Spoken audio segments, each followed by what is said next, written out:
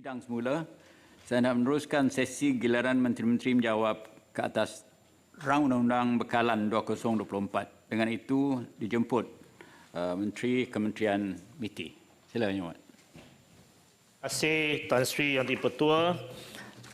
Salam Malaysia Madani. Terima kasih kepada ahli-ahli yang berhormat Senator yang telah mengambil bahagian dalam pembahasan rang Undang-Undang Perbekalan 2024 peringkat dasar. MITI sangat menghargai segala pandangan, show dan cadangan yang telah dibangkitkan sepanjang tempoh pembahasan. Dan saya akan cuba sedaya upaya untuk jawab soalan. Ya, soalan-soalan dan cadangan-cadangan ahli-ahli Senator. Yang berhormat Senator Datuk Lim Pei Yen, Yang berhormat Senator Tuan Zaziri Auqaf Abdillah Sufian, Yang berhormat Senator Datin Haja Ros Suryati binti Alang telah membangkitkan isu dan persoalan berkaitan dengan pelaburan negara. Tan Sri Yang di-Pertua, MITI dan MAIDA komited untuk memastikan Malaysia terus kekal berdaya saing sebagai destinasi pelaburan yang unggul dan dalam kalangan pelabur-pelabur asing FDI maupun tempatan DDI, meskipun berhadapan dengan keadaan ekonomi global yang tidak tentu. Pelan Induk Perindustrian Baharu 2030, NIMP 2030, menggariskan 6 matlamat, iaitu meningkatkan kompleksiti ekonomi, mencipta peluang pekerjaan berkualiti, memperluas hubungan domestik,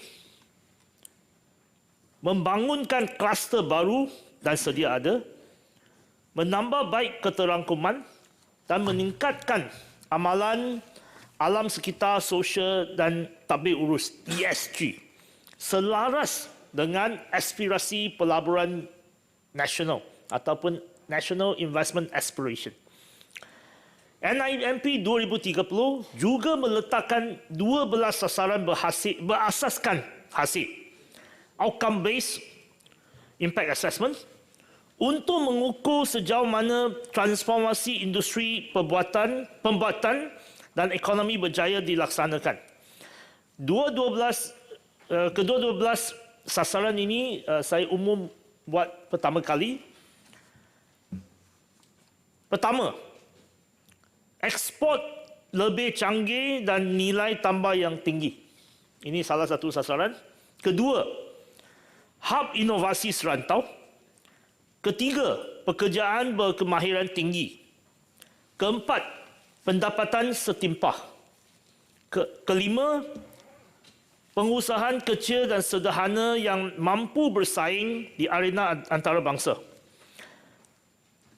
Keenam, mendalamkan lagi integrasi rantaian bekalan tempatan, supply chain.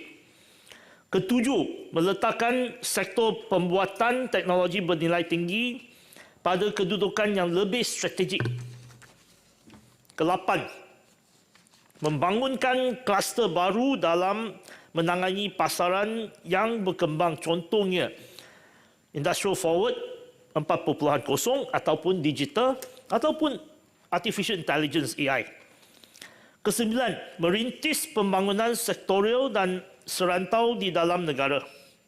Kesepuluh, penyertaan daripada negeri-negeri kurang membangun dalam pembuatan nilai tambah. Kesebelas, mengurangkan risiko atau de-risking ekonomi dalam menangani faktor-faktor ESG termasuk perubahan iklim. Kedua-belas, gigi berusaha mencapai sasaran pelepasan karbon sifar bersih atau net zero. Kedua-12 sasaran ini akan dijadikan sebagai kayu ukur apabila negara kita menerima pelaburan baru. Iaitu pelaburan baru harus dinilai melalui sasaran-sasaran ini supaya pelaburan baru boleh menjana pembangunan ekonomi secara menyeluruh untuk rakyat kita dan untuk ekonomi kita. Kita bukan saja hanya menumbuhkan pelaburan, tetapi kita menumpukan hasil dan impak pelaburan. Bagi menambah baik iklim pelaburan, MITI dan agensi bekerjasama rapat dengan kementerian-kementerian dan agensi kerajaan yang berkenaan menerusi whole of government approach. Pendekatan rentas kementerian ini amat penting dalam menambah baik pentadbiran dan kecekapan operasi jentera kerajaan, terutamanya yang berhubung dengan kepentingan komuniti perniagaan. Antara langkah-langkah yang diambil oleh kerajaan perpaduan iaitu berikut. Pertama, melaksanakan mesyuarat Majlis Pelaburan Negara MPN yang julung kalinya dipengerusikan oleh Yang Amat Berhormat Perdana Menteri Datuk Seri Anwar Ibrahim, dan MPN bersidang setiap bulan dan berperanan untuk menyelaraskan dasar-dasar pelaburan negara. Usaha kedua, menubuhkan Jawatan Kuasa Tindakan Penyelarasan Pelaburan dan Perdagangan JTPPP mulai 16 Oktober 2023. JTPPP dipengerusikan oleh Yang Berhormat Menteri MITI dengan keahlian terdiri daripada kementerian atau agensi utama, antaranya termasuk Pejabat Perdana Menteri, Kementerian Kewangan dan Kementerian Ekonomi. Usaha ketiga ialah untuk menubuhkan semula mesyuarat Jawatan Kuasa Koordinasi Pelaburan Investment Coordination Committee Meeting ICCM yang sebelum ini dikenali sebagai Mesyuarat Jawatan Kuasa Pelaburan Investment Committee Meeting ICM yang dipengerusikan oleh Yang Berhormat Menteri MITI. Selaras dengan keputusan Majlis Pelaburan Negara bilangan 2 Palang 2023, ICCM diaktifkan semula untuk menyelaras kolaborasi di antara kerajaan persekutuan dan kerajaan negeri dalam usaha memantapkan ekosistem perniagaan dan perindustrian, termasuk isu-isu berkaitan infrastruktur dan bakat bagi menyokong pembangunan sektor-sektor industri baru dan memperkukuhkan yang sedia ada. Usaha keempat adalah untuk menubuhkan Pusat Memudacara Pelaburan Malaysia atau Invest Malaysia Facilitation Centre IMFC yang mula beroperasi pada 1 hari bulan Disember tahun ini. IMFC bersifat sebagai pusat sehenti bagi hal-hal berkaitan pelaburan di Ibu Pejabat Maida untuk memudacara urusan komuniti perniagaan dan para pelabur dalam sektor perkilangan dan sektor perkhidmatan terpilih. Semua agensi yang terlibat menghantar wakil-wakil dan juga pegawai-pegawai mereka untuk mengadakan dan bertapak di Ibu Pejabat Maida.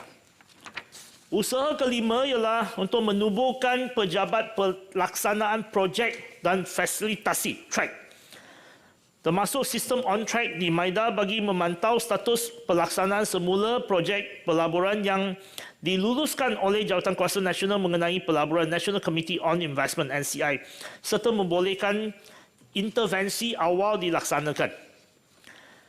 Tan Sri Yang di-Pertua, salah satu petanda aras kerangka ekonomi madani memperkasa rakyat adalah sasaran untuk Malaysia mencapai kedudukan 12 teratas dalam Indeks Daya Saing Global menjelang tahun 2030.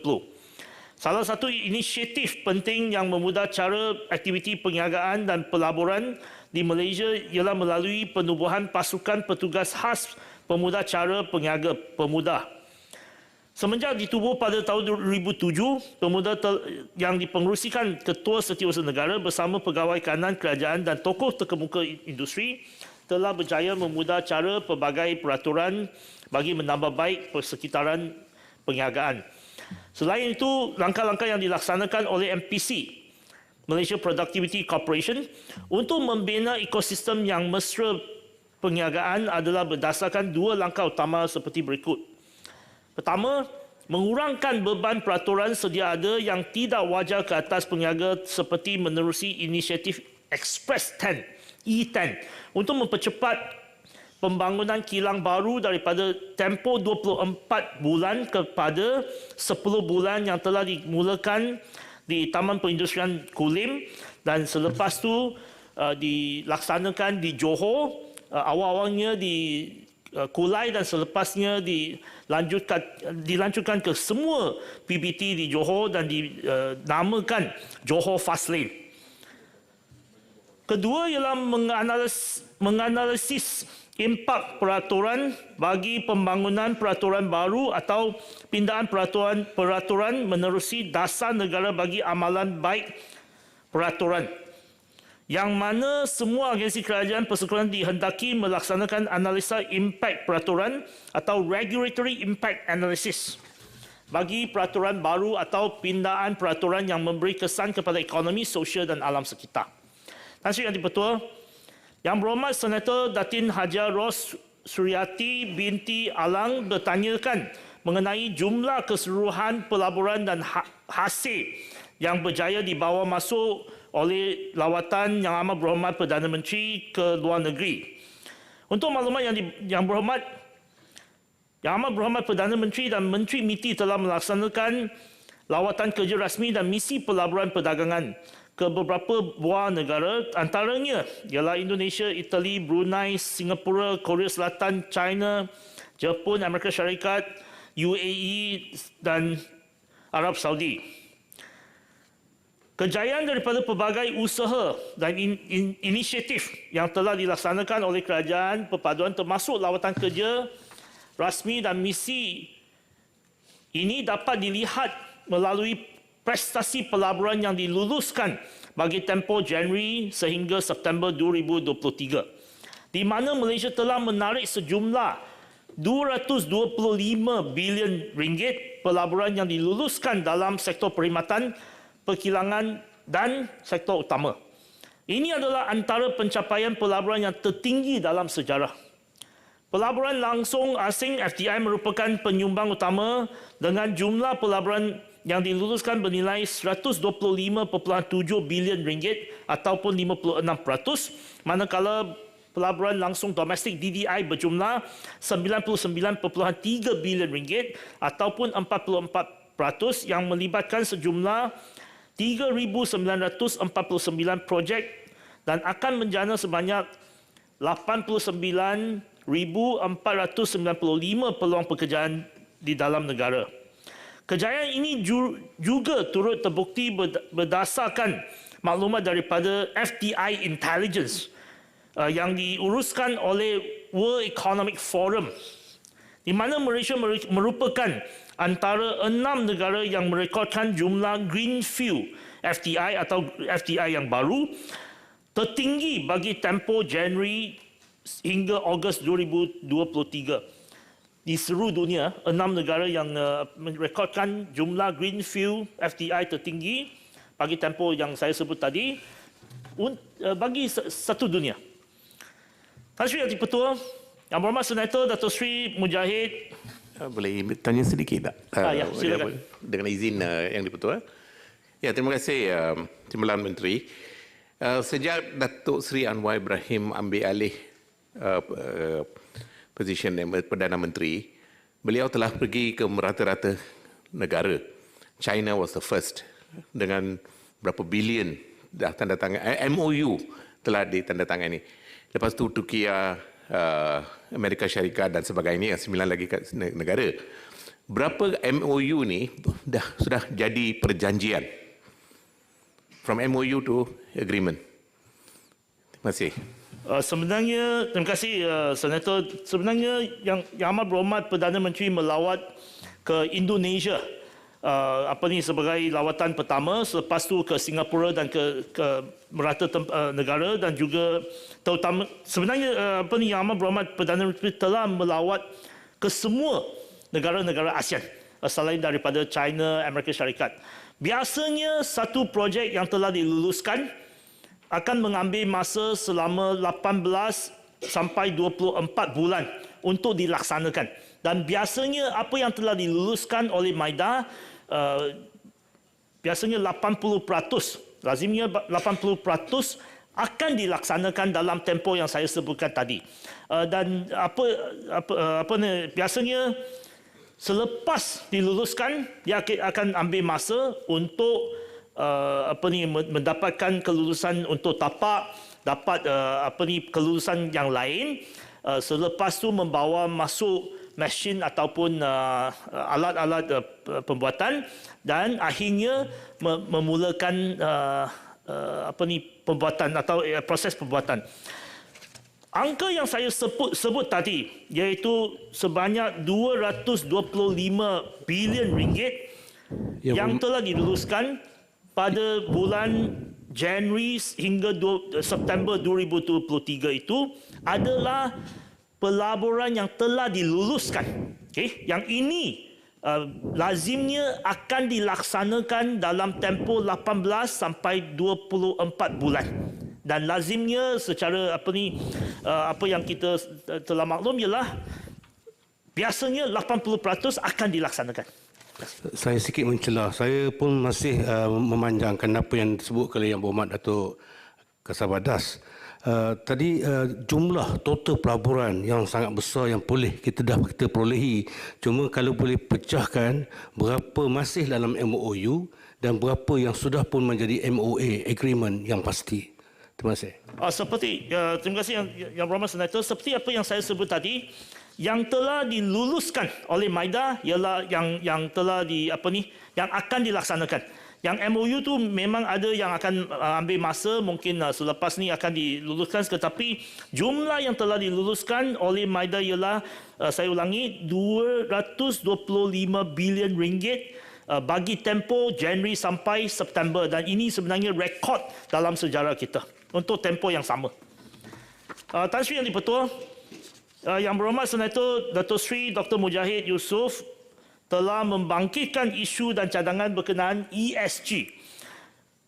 Saya bersetuju dengan cadangan Yang Berhormat, dan untuk maklumat Yang Berhormat juga, MITI telah melancarkan rangka kerja IESG fasa 1 Just Transition pada 2 hari bulan Oktober 2023 yang merangkumi jangka masa dari tahun 2024 hingga 2026, yang mana syarikat-syarikat terutamanya PMKS akan dibantu dari segi keperluan menepati laporan kemampanan yang bertaraf antarabangsa serta bantuan kewangan dan kepakaran. Rangka kerja IESG mempunyai 4 komponen, iaitu standards, pembangunan daya upaya, kewangan dan mekanisme pasaran beserta 17 strategi dan 50 deliverables. Rangka kerja IESG merupakan salah satu komponen bagi mencapai sasaran push for net zero di bawah misi ketiga NIMP 2030 yang telah dilancarkan pada 1 hari bulan September 2023. Sehubungan itu, bantuan geran untuk melaksanakan program dan inisiatif yang dirancang bagi ESG akan disalurkan melalui dana permulaan yang diperuntukkan di bawah NIMP 2030. Dan juga terdapat pelbagai insentif yang telah diumumkan dalam bajet 2024 yang berkaitan dengan ESG. Tan Sri Yang di-Pertua, Yang Berhormat Senator Sivaraj anak lelaki Chandran membangkitkan 3 perkara berkaitan ekonomi hijau termasuk industri kenderaan elektrik EV seperti berikut. 1. Inisiatif pengalihan tenaga yang dilihat lebih memberi fokus kepada end user semata-mata. 2. Saranan Senator supaya EV dilihat sebagai satu platform ekonomi hijau, dan juga saranan supaya syarikat-syarikat otomotif di Malaysia merencanakan langkah ke arah menjadi Malaysia sebagai hub pembuatan EV. Tan Sri, saya ingin menjelaskan bahawa adalah menjadi hasrat kementerian untuk merakyatkan transisi hijau dan membangunkan industri baru sebagai dua-dua maklumat untuk transisi hijau dan membawa transisi hijau kepada rakyat, merakyatkan transisi hijau. Mengenai kenyataan dan saranan Yang Berhormat Senator Sivaraj bahawa fokus kerajaan dalam inisiatif berkaitan peralihan tenaga adalah tertumpu kepada end user semata-mata, saya ingin menjelaskan bahawa kerajaan menerusi jawatan kuasa pemandu EV kebangsaan National EV Steering Committee yang dipengerusikan oleh Yang Berhormat Menteri MITI akan terus komited di dalam melaksanakan peranan dan fungsi dalam membuat keputusan, merangka dan melaksanakan program dan inisiatif bagi menggerakkan agenda pembangunan industri EV negara. Keahlian NEVSC yang terdiri daripada menteri-menteri atau pegawai kanan di peringkat pengurusan tertinggi seperti Ketua Setiausaha atau Timbalan Ketua Setiausaha Kementerian yang berkaitan akan membolehkan program dan inisiatif pembangunan ekosistem EV dapat dilaksanakan secara menyeluruh. Kita kembali ke idea whole of government supaya pelaksanaan dasar merakyatkan transisi hijau dan juga membangunkan industri baru dapat dilaksanakan secara menyeluruh dengan kerjasama di antara kementerian-kementerian.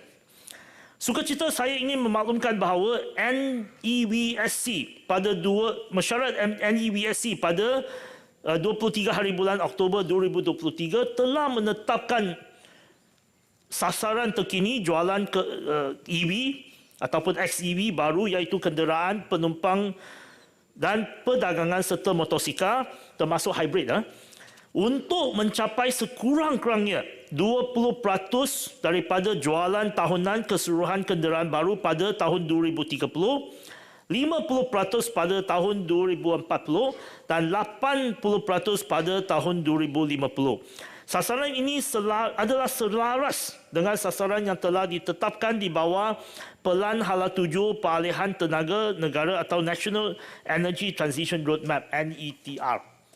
Ini penting sebenarnya. Sebelum ini sasaran TIV ataupun Total Industrial Volume bagi setiap tahun hanya 15% pada tahun 2030 dan 38% pada tahun 2040. Dengan menaikkan sasaran, kita harapkan kita boleh menggalak secara whole of government, secara keseluruhan, kita boleh menggalak penggunaan EV dan juga pembangunan infrastruktur bersama dengan pembangunan industri sekali.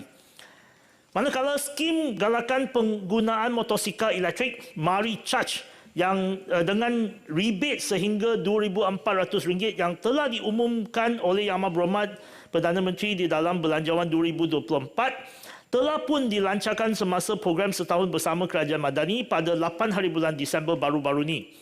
Saya yakin bahawa dengan meningkatkan penggunaan EV termasuk motosikal EV dan dengan adanya inisiatif dan insentif yang bersesuaian, para pelabur lebih yakin untuk menjalankan aktiviti pengeluaran EV atau komponen-komponen yang berkaitan. Hasil Yang di-Pertua, saya bersetuju dengan pandangan Yang Berhormat Datuk Wira Dr. Muhammad Hatta Muhammad Ramli, rakan saya, bahawa pembangunan industri semikonduktor adalah sebahagian daripada usaha kerajaan dalam mencapai visi negara berpendapatan tinggi. Pendekatan kerajaan dengan kerajaan G2G amat penting dalam pembangunan industri semikonduktor ini yang merupakan salah satu industri strategik yang perlu diberi perhatian. Sebelum ini biasanya semikonduktor dianggap sebagai pelaburan swasta, tetapi kini kerajaan akan mengambil perhatian dan akan memastikan industri ini dianggap sebagai satu industri strategik, bukan saja di negara kita tetapi sebenarnya di seluruh dunia. Negara lain telah menganggap pembangunan industri semikonduktor sebagai satu industri strategik.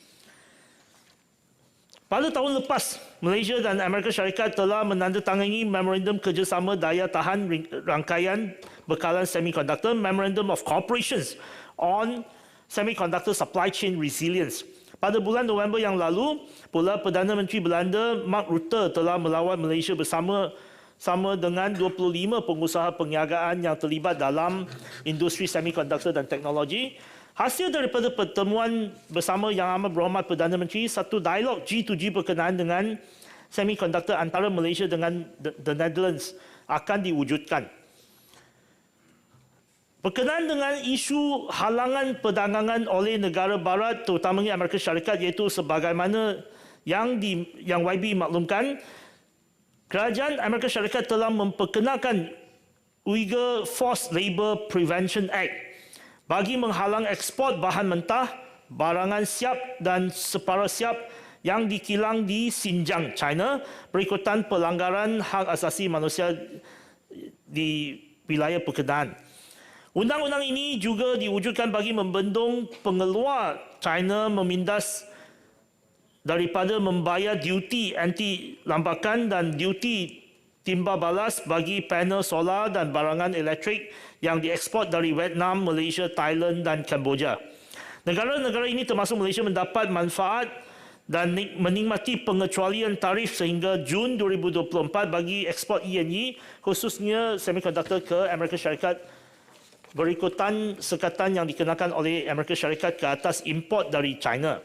Sejak akta ini dilaksanakan pada Jun 2022, ekspor panel solar, chip mikro dan peralatan elektronik Malaysia ke Amerika Syarikat tertakluk kepada pemeriksaan ketat oleh pihak berkuasa Amerika Syarikat.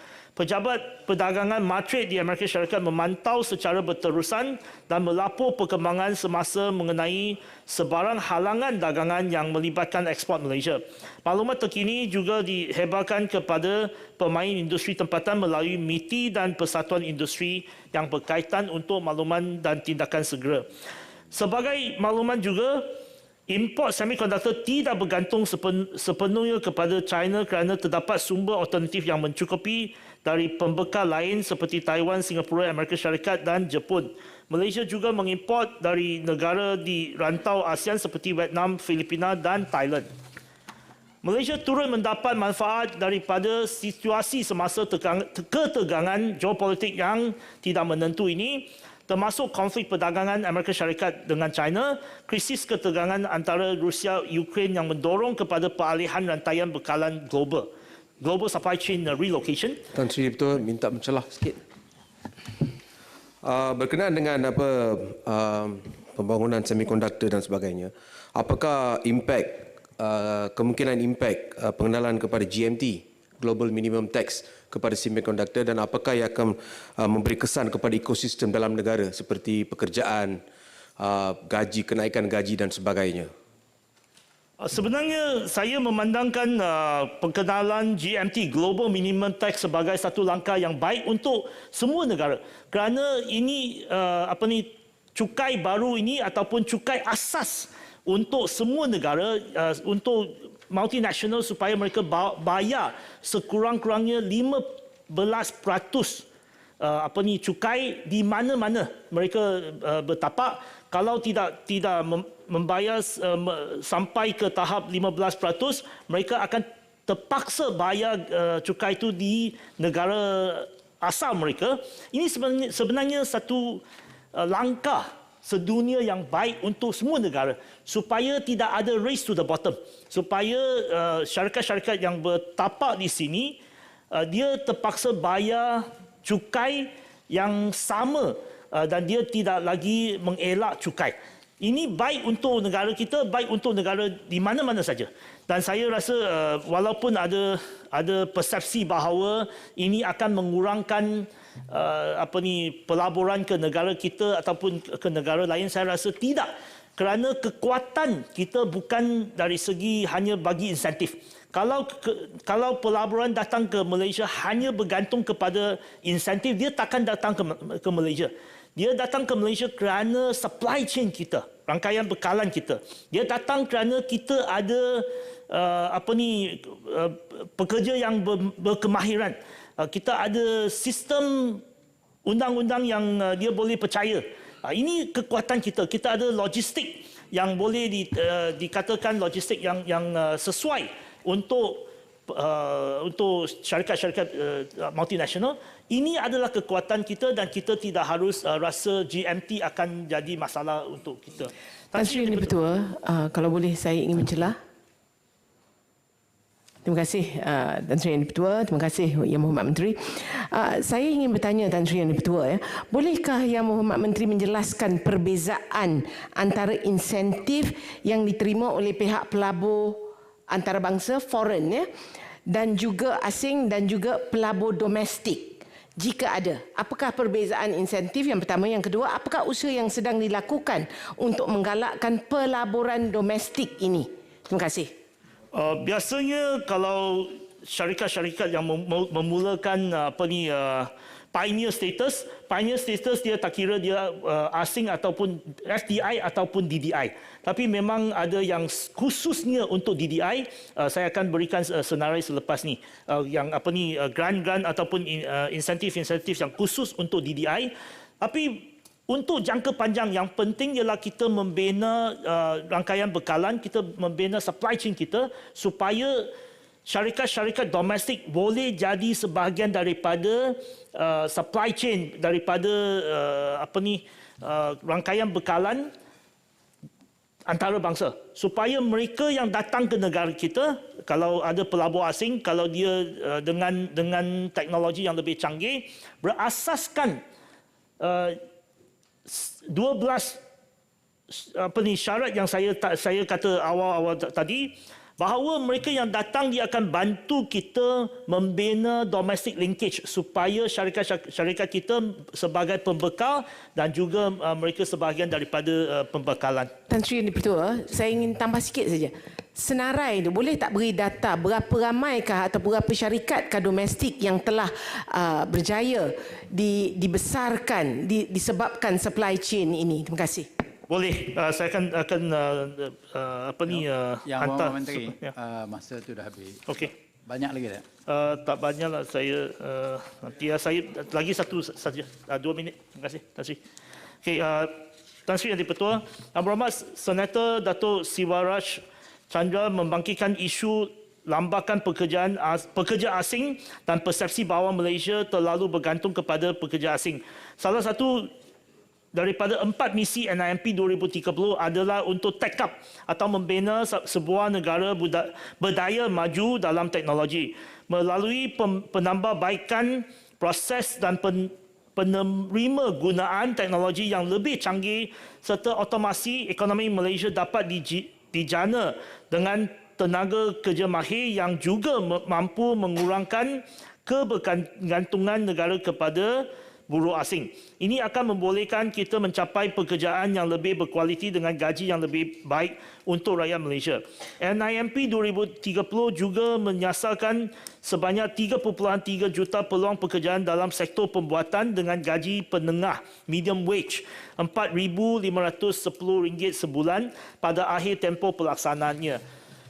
Buat setakat ni medium wage bagi sektor pembuatan hanya RM2,205 pada tahun 2022 dan medium wage untuk secara keseluruhan adalah RM2,424 pada tahun 2022. Kerajaan mengambil pendekatan carrot and stick untuk mengatasi masalah kebergantungan kepada pekerja asing berkemahiran rendah. Sistem levy berperingkat ataupun multi-tier levy untuk pekerja asing juga akan dilaksanakan sebelum hujung tahun 2024 seperti yang diumumkan semasa pembentangan bajet 2024 oleh Yang Amat Berhormat Perdana Menteri. Sistem ini bagi mengurangkan kebergantungan kepada pekerja asing yang mana ia melibatkan kadar levy yang lebih tinggi bagi majikan dengan bilangan pekerja asing yang lebih ramai. Usaha ini juga dilakukan bagi memastikan peluang pekerjaan untuk warga tempatan serta peralihan kepada otomasi dan mekanisasi selain menerusi dasar pekerja asing tidak melebihi 15% daripada jumlah tenaga kerja. Hasil kutipan levy tersebut juga akan digunakan untuk manfaat majikan bagi otomasi dan latihan pekerja tempatan. Saya ucapkan terima kasih kepada Tan Sri dan kepada semua yang telah terlibat dalam pembahasan Kementerian MITI. Terima kasih. Terima kasih, Yang Berhormat. Sekarang saya ingin menyebut Kementerian Pertanian, Menteri Kementerian Pertanian dan Jaminan Makanan. Terima kasih, Yang Berhormat Menteri datang sendiri. Ya, terima kasih. Assalamualaikum warahmatullahi wabarakatuh. Tan Sri Tuan Yang Dipertua Dewan Negara dan seluruh ahli-ahli yang berhormat Dewan Negara. Selamat petang dan salam Malaysia Madani kepada semua. Saya ingin merakamkan setinggi-tinggi penghargaan dan terima kasih kepada semua ahli yang berhormat senator yang telah membangkitkan isu-isu yang berkait rapat dengan bidang kuasa Kementerian Pertanian dan Keterjaminan Makanan sewaktu membahaskan rang undang-undang pembekalan 2024 di Dewan Negara ini. Di bawah Belanjawan 2024 yang bertemakan reformasi ekonomi, memperkasa rakyat, Kementerian Pertanian dan Keterjaminan Makanan telah diperuntukkan sebanyak 6.17 bilion ringgit merangkumi perbelanjaan mengurus 4.42 bilion dan perbelanjaan pembangunan 1.75 bilion. Secara keseluruhannya, peruntukan 2024 meningkat sebanyak 776 juta atau 14.4% dibandingkan dengan Belanjawan 2023. Selaras dengan konsep food security is a shared responsibility, inisiatif keterjaminan makanan bukan saja dilaksanakan di bawah KPKM, bahkan juga dilaksanakan di bawah kementerian dan agensi kerajaan yang lain dengan peruntukan melebihi 1.7 bilion. Food security di Malaysia ini dipengerusikan sendiri oleh Yang Amat Berhormat Perdana Menteri. Ini memandangkan bahawa masalah food security adalah masalah yang melanda di seluruh dunia sekarang ini.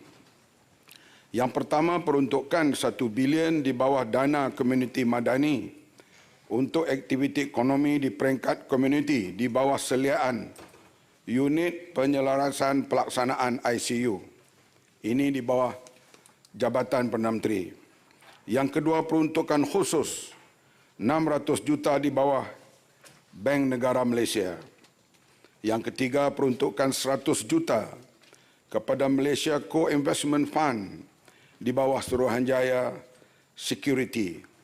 Yang keempat, peruntukan 90 juta kepada Rishda dan Felkra untuk pekebun kecil hal-hal pengeluaran makanan. Artinya tanggungjawab dalam hal keterjaminan makanan ini adalah dikongsi bersama oleh kementerian atau agensi lain. Saya berharap Yang Berhormat Senator kekal dalam Dewan insya-Allah dan saya cuba habiskan jawapan yang baru yang jawapan yang ulangan itu. Kalau ada masa saya akan sampaikan, kalau tak ada masa saya akan jawab secara bertulis. Yang Berhormat Senator Datuk Paul Igai telah memohon penjelasan bagi prestasi produktiviti sektor tanaman agro makanan negara. Untuk makluman Yang Berhormat Senator, pada suku ketiga tahun 2023, sektor agro makanan memberikan sumbangan yang signifikan kepada keluaran negara kasar KDNK, iaitu 47.5 bilion ataupun 11.9% dengan pertumbuhan sebanyak 3.6% berbanding suku ketiga tahun 2023. Alhamdulillah, pengeluaran pertanian meningkat dalam masa suku ketiga ini. Pengiraan ini meliputi industri agro makanan di bawah sektor makanan serta industri makanan dan minuman di bawah sektor pembuatan dan perkhidmatan. Pencapaian sektor tanaman bagi suku ketiga tahun 2023 telah menyumbang sebanyak 1.8% kepada KDNK dengan nilai ditambah sebanyak 7 bilion yang merekodkan pertumbuhan 2.9% berbanding dengan tahun 2022. Saya bergembira dan kita berasa peningkatan hasil pertanian ini adalah baik untuk keselamatan makanan kita di Malaysia. Saya percaya dengan pelbagai usaha KPKM yang telah dan sedang dilaksanakan akan memberi impak positif dalam meningkatkan produktif sektor agro makanan keseluruhannya.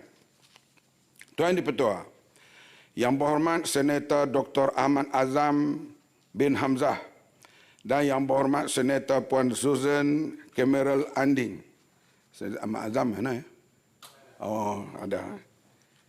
Kemeril?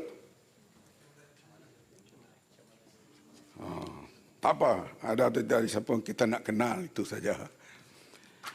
Untuk maklumat yang perincian bagi peruntukan 400 juta di bawah program pengukuhan keterjaminan makanan. Itu Yang Berhormat nak tahu.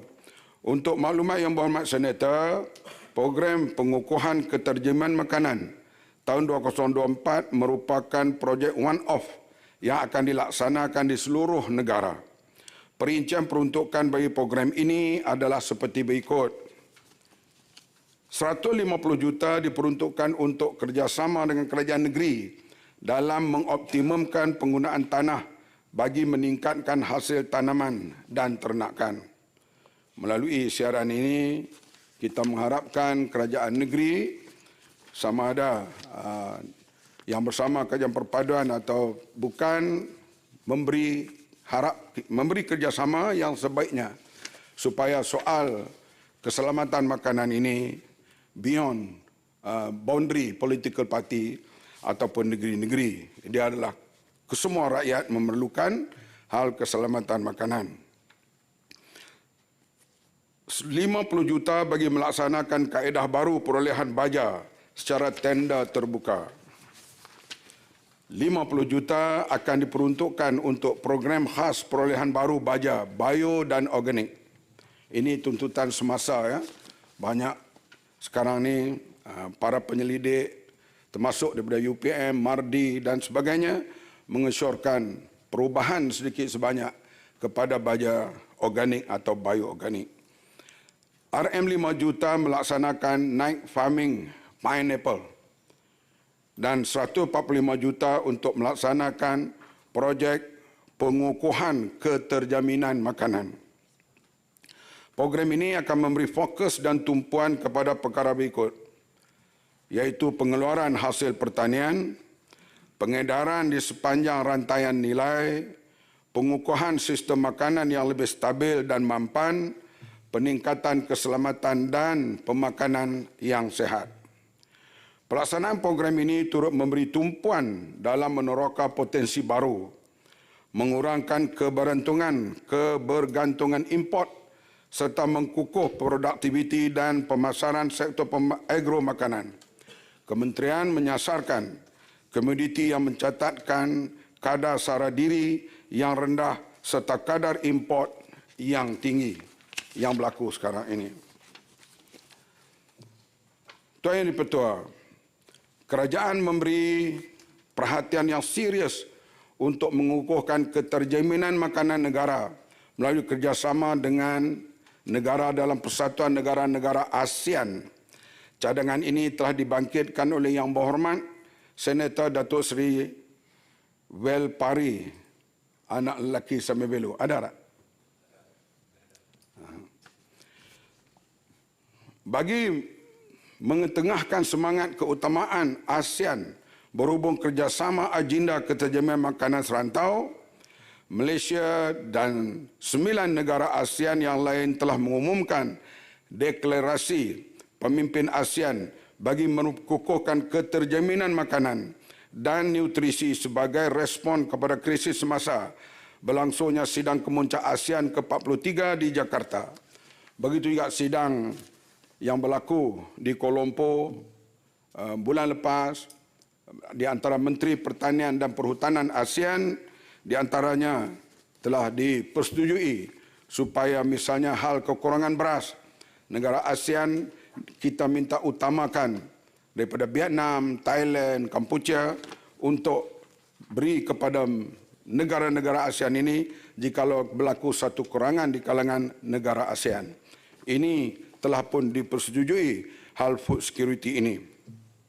Deklarasi tersebut merupakan inisiatif bersama terkini dari negara ASEAN dalam memulakan tindakan serantau bagi mengukuhkan sokongan pelbagai hala ke arah meningkatkan produktiviti pengeluaran makanan, memudahkan urusan perdagangan, melancarkan sistem logistik sedia ada serta meningkatkan daya tahan jangka panjang sektor pertanian. Selain itu, kerjasama serantau dalam agenda keterjaminan makanan yang turut melibatkan Komitmen Malaysia, antaranya ASEAN Plus 3 Emergency Rice Reserve. Yang inilah, kita kata kalau berlaku kita kekurangan beras dan sebagainya, maka ASEAN akan mengutamakan untuk mencukupkan beras di negara kita. ASEAN Food Security Reserve Board, ASEAN Food Security Information System, dan kerjasama Midori ASEAN Jepun. Begitu juga dalam sidang Menteri Pertanian ASEAN itu diberitahu bahawa di pihak penyelidikan kita pun mengatakan jangan bimbanglah sebarang ikan ataupun barang daripada laut daripada Jepun ianya selamat dimakan. Dikaji oleh pihak kementerian kita dan juga pihak yang lain. Kerjasama ini dilaksanakan demi menjaga kemampanan sistem makanan masa hadapan ASEAN dan juga kesejahteraan serta kebajikan para petani di rantau ini.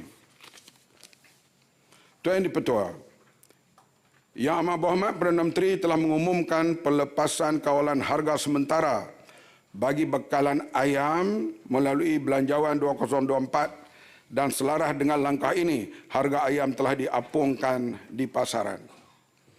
Yang Berhormat Senator Dr. Hajah Wan Martina binti Wan Yusof. Yang mana ya? Ada. Dan Yang Berhormat Senator Datuk Wira Koh Nai Kong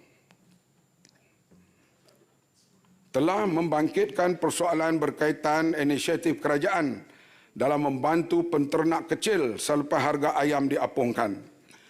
Dalam hal ini, kerajaan telah melaksanakan beberapa inisiatif untuk membantu penternak supaya kos pengeluaran ayam berada pada kadar yang wajar dan munasabah.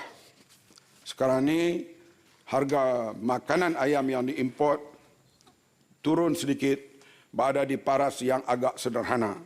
Sebab itulah harga ayam sekarang berada di harganya agak sederhana, tidak begitu tinggi dan tidaklah begitu murah.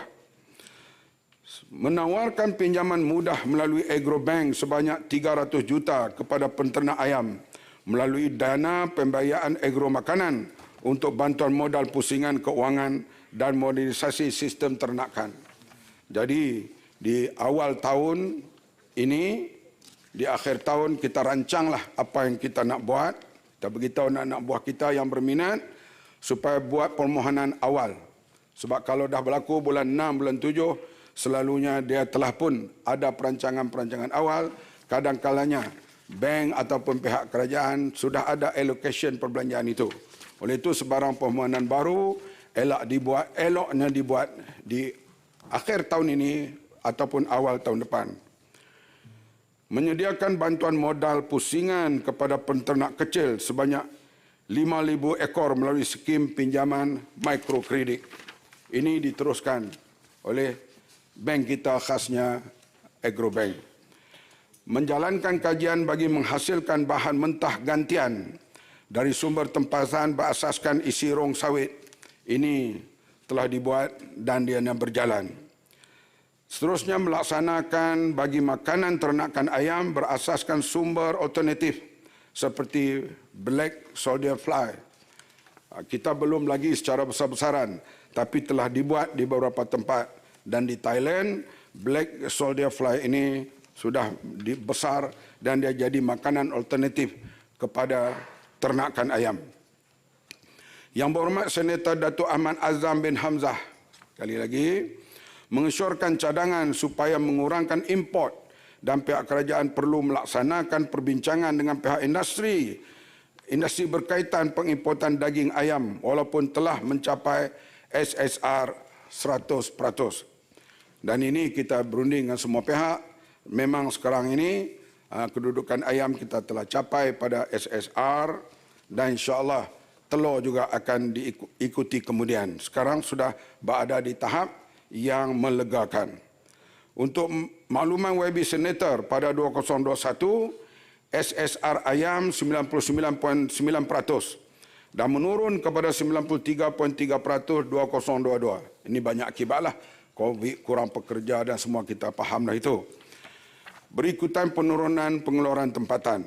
Kerajaan telah memangsohkan approve permit AP bagi pengimportan ayam pada 18 Mei 2022. Namun, pengimport masih perlu memohon import permit bagi tujuan kawalan biosecurity dan daya jejak produk ayam, terutama daripada DBS.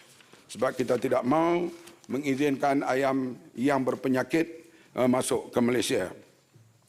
Pengimportan ayam bertujuan untuk memastikan bekalan ayam adalah stabil untuk memenuhi keperluan domestik. Pada masa yang sama, pengimportan diperlukan untuk menampung permintaan industri hiliran. Kita nampak yang kita makan hari-hari, tapi macam Ramly Burger, McDonald, ayam mas dan berbagai-bagai lagi yang daripada hiliran ayam itu. Mereka amat memerlukan ayam yang begitu banyak untuk meneruskan industri mereka. Di samping itu, KPKM melalui Jabatan Perkhidmatan Veterina sentiasa mengadakan sesi libat urus dengan industri peternakan ayam. Ini bagi memastikan industri ayam dan telur terus kekal mampan di samping memastikan bekalannya terus stabil. Yang betul, Tan Sri, yang betul. Mohon mencelah sedikit rakan saya Menteri. Terima kasih. Bapak Menteri, dalam kes bekalan ayam ini dan peternakan di negara kita, antara kos yang tinggi kepada industri ini adalah pembelian makanan ayam, ya. Pembelian makanan yang kontennya antaranya jagung. Dan apabila berlaku krisis-krisis geopolitikal seperti peperangan di Ukraine dan tempat-tempat lain, import bahan-bahan ini sudah menjadi mahal. Kalau mahal itu satu hal, kalau tak dapat bekalan, jadi kos makanan, ayam dan sebagainya akan meningkat kepada pengusaha-pengusaha tempatan. Adakah kerajaan merangka untuk kita membuat pelaburan di luar negara dengan cara kita melabur, mengeluarkan di negara-negara yang berkenaan di mana cuaca dan keadaannya sesuai untuk jagung makanan ini, kita melabur dan menanam jagung di sana dan hasilnya kita bawa balik ke negara kita. Apa pandangan Menteri? Saya lontarkan idea ini dalam temu bual di TV3 dan juga Sinar, di mana ada perkara-perkara bahan-bahan yang tidak sesuai ditanam di Malaysia buat masa ini. Tak tahulah kajian-kajian pihak Mardi dan lain-lain pada masa akan datang. Misalnya soya. Sudah tentu kita import yang begitu banyak setiap tahun. Green corn. Kita cuba membuat percubaan, tanam di Perlis dan sebagainya. Tapi kita dapati kosnya agak tinggi. Kalau kita lihat dalam laporan FAO, iaitu yang menjaga hal makanan di peringkat bangsa bersatu, berpusat di Rom, meletakkan food security yang terbaik bagi ASEAN ini ialah Singapura. Singapura bukan ada banyak sangat tanahnya, tapi dia telah invest di merata tempat, apa berlaku pun keadaan aliran makanan ke negara mereka itu cukup dan ianya sentiasa ada. Oleh itu kita juga mesti peringkat lontaran idea baru. Belum lagi ada perbandingan serius supaya kita buat reverse investment kalau boleh masa hadapan untuk kita supaya flow change itu tidak terganggu.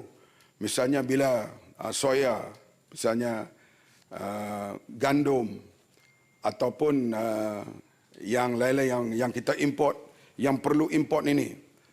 green corn. Di samping penyelidikan terus kita buat untuk tanam di Malaysia, pada masa yang sama untuk security, supaya kita ada fikir daripada sekarang supaya ada tempat yang sesuai. Kalau ianya lebih murah, lebih ekonomik, apa salahnya pada masa hadapan kita buat reverse investment di mana-mana tempat yang cuacanya lebih sesuai untuk kita tanam di situ, dan boleh bincang dengan kerajaan di sudut SAT cukai dan sebagainya. Itu serahlah kepada kementerian-kementerian lain. Yang pentingnya rangkaian keterjaminan makanan itu sentiasa ada. Sebab hal makanan ini kita tahu, ia bukan hari ini selesai. Misalnya hal ayam dan telur gedah. Beras sudah ada gedah. Timbul pula bawang. Sekarang masalah bawang pula. Jadi bawang ni kita nak buat bagaimana? Kegemaran. Mohon mencelah, Tan Sri. Ya. Soalan? Ya, boleh. Belum habis Menteri jawab. Sikit soalan simple regarding the reverse investment. Ya. Tertarik saya ucap terima kasihlah kepada Yang Amat Bawa Menteri yang hadir pada hari ini mengenai sisi jawab dengan ahli dewan bagi tuan gemuruh pada beliau. Jadi soalan yang saya nak tanya, peranan dan tindakan agresif kementerian bagi mengatasi masalah makanan asas ni, tadi Yang Berhormat mengatakan akan membuat reverse investment, terutama daripada segi food security. Tetapi pada pendekatan saya, pada pandangan saya, daripada kita buat reverse investment ke negara luar, kita patut melihat investment itu dilakukan di dalam negara kita dahulu. Sebab kalau kita masih lagi tanggungan kita pada negara luar, masalah ini akan re-occur dan akan menjadi masalah yang berulang kembali. Jadi saya rasa Malaysia ni ada banyak tanah kosong Yang Berhormat. Jadi kita perlu lihat ini tak ikut jawapan saya tadi. Ni saya tanya tadi pasal reverse investment. Duduk sah. Saya kata yang tidak sesuai ditanam di Malaysia. Misalnya soya. Kita sekarang misalnya padi. Padi sesuai di Malaysia. Kenapa tak cukup? Saya yakin kalau betul-betul kita tumpu, padi boleh cukup. Itu yang kita tumpukan. Sekarang ini swasta mau terlibat, skala besar mau terlibat, dan cara sekincan telah dibawa ke mana-mana tempat supaya hasil padi naik.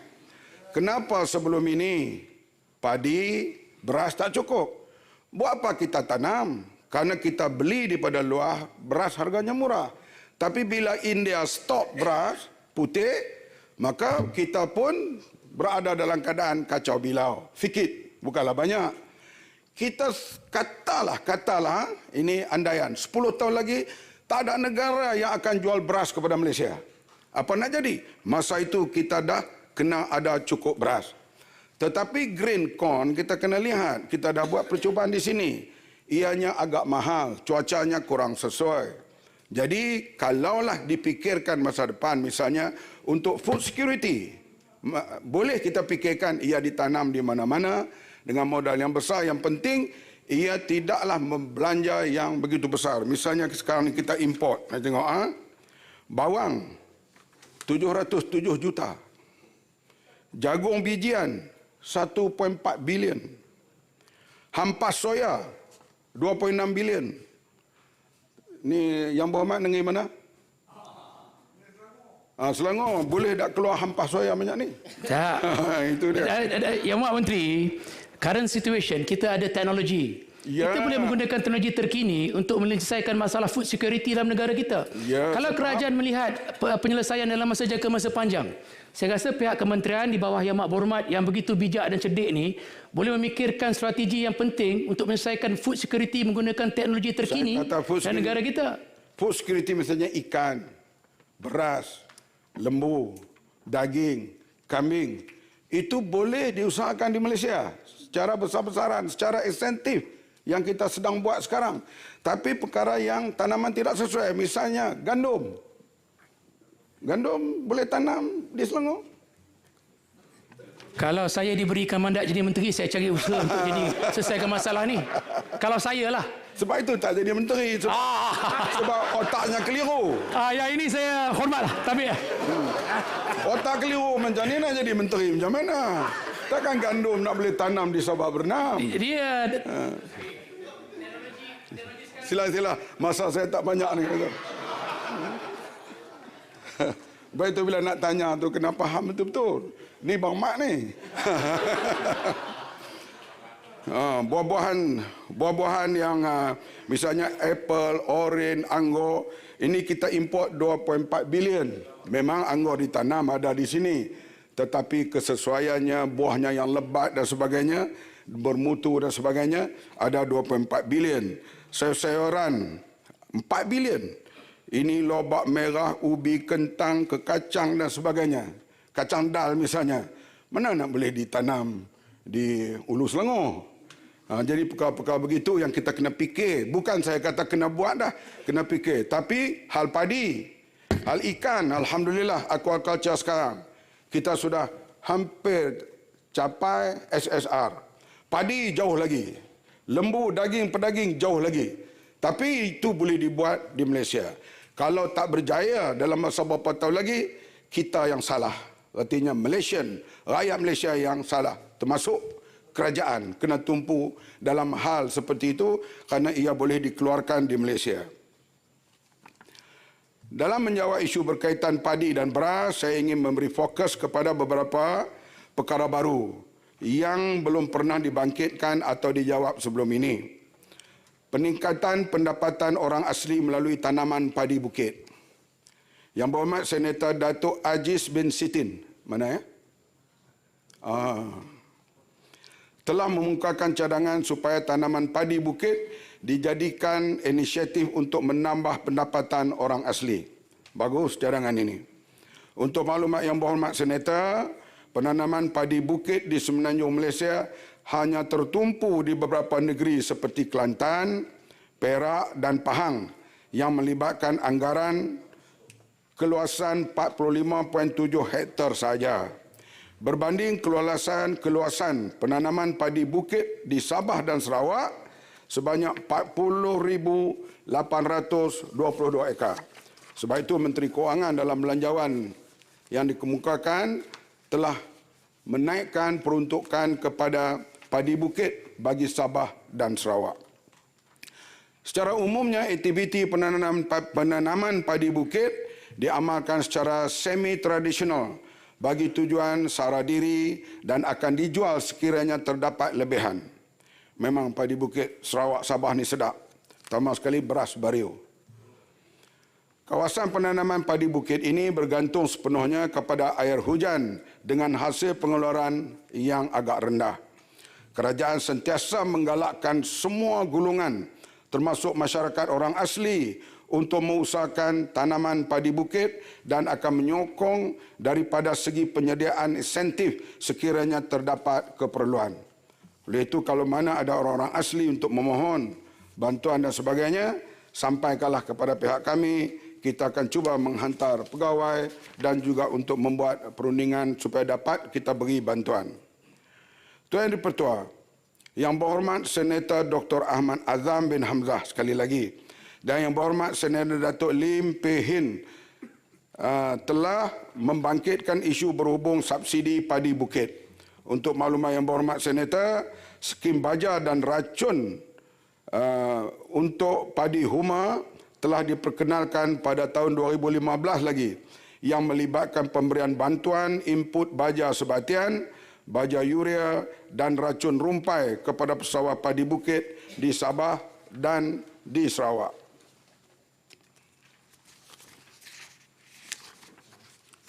Dan belanjawan 2024, kerajaan telah bersetuju untuk meningkatkan peruntukan subsidi padi bukit kepada 50 juta, meliputi luas kawasan penanaman 43,000 hektar.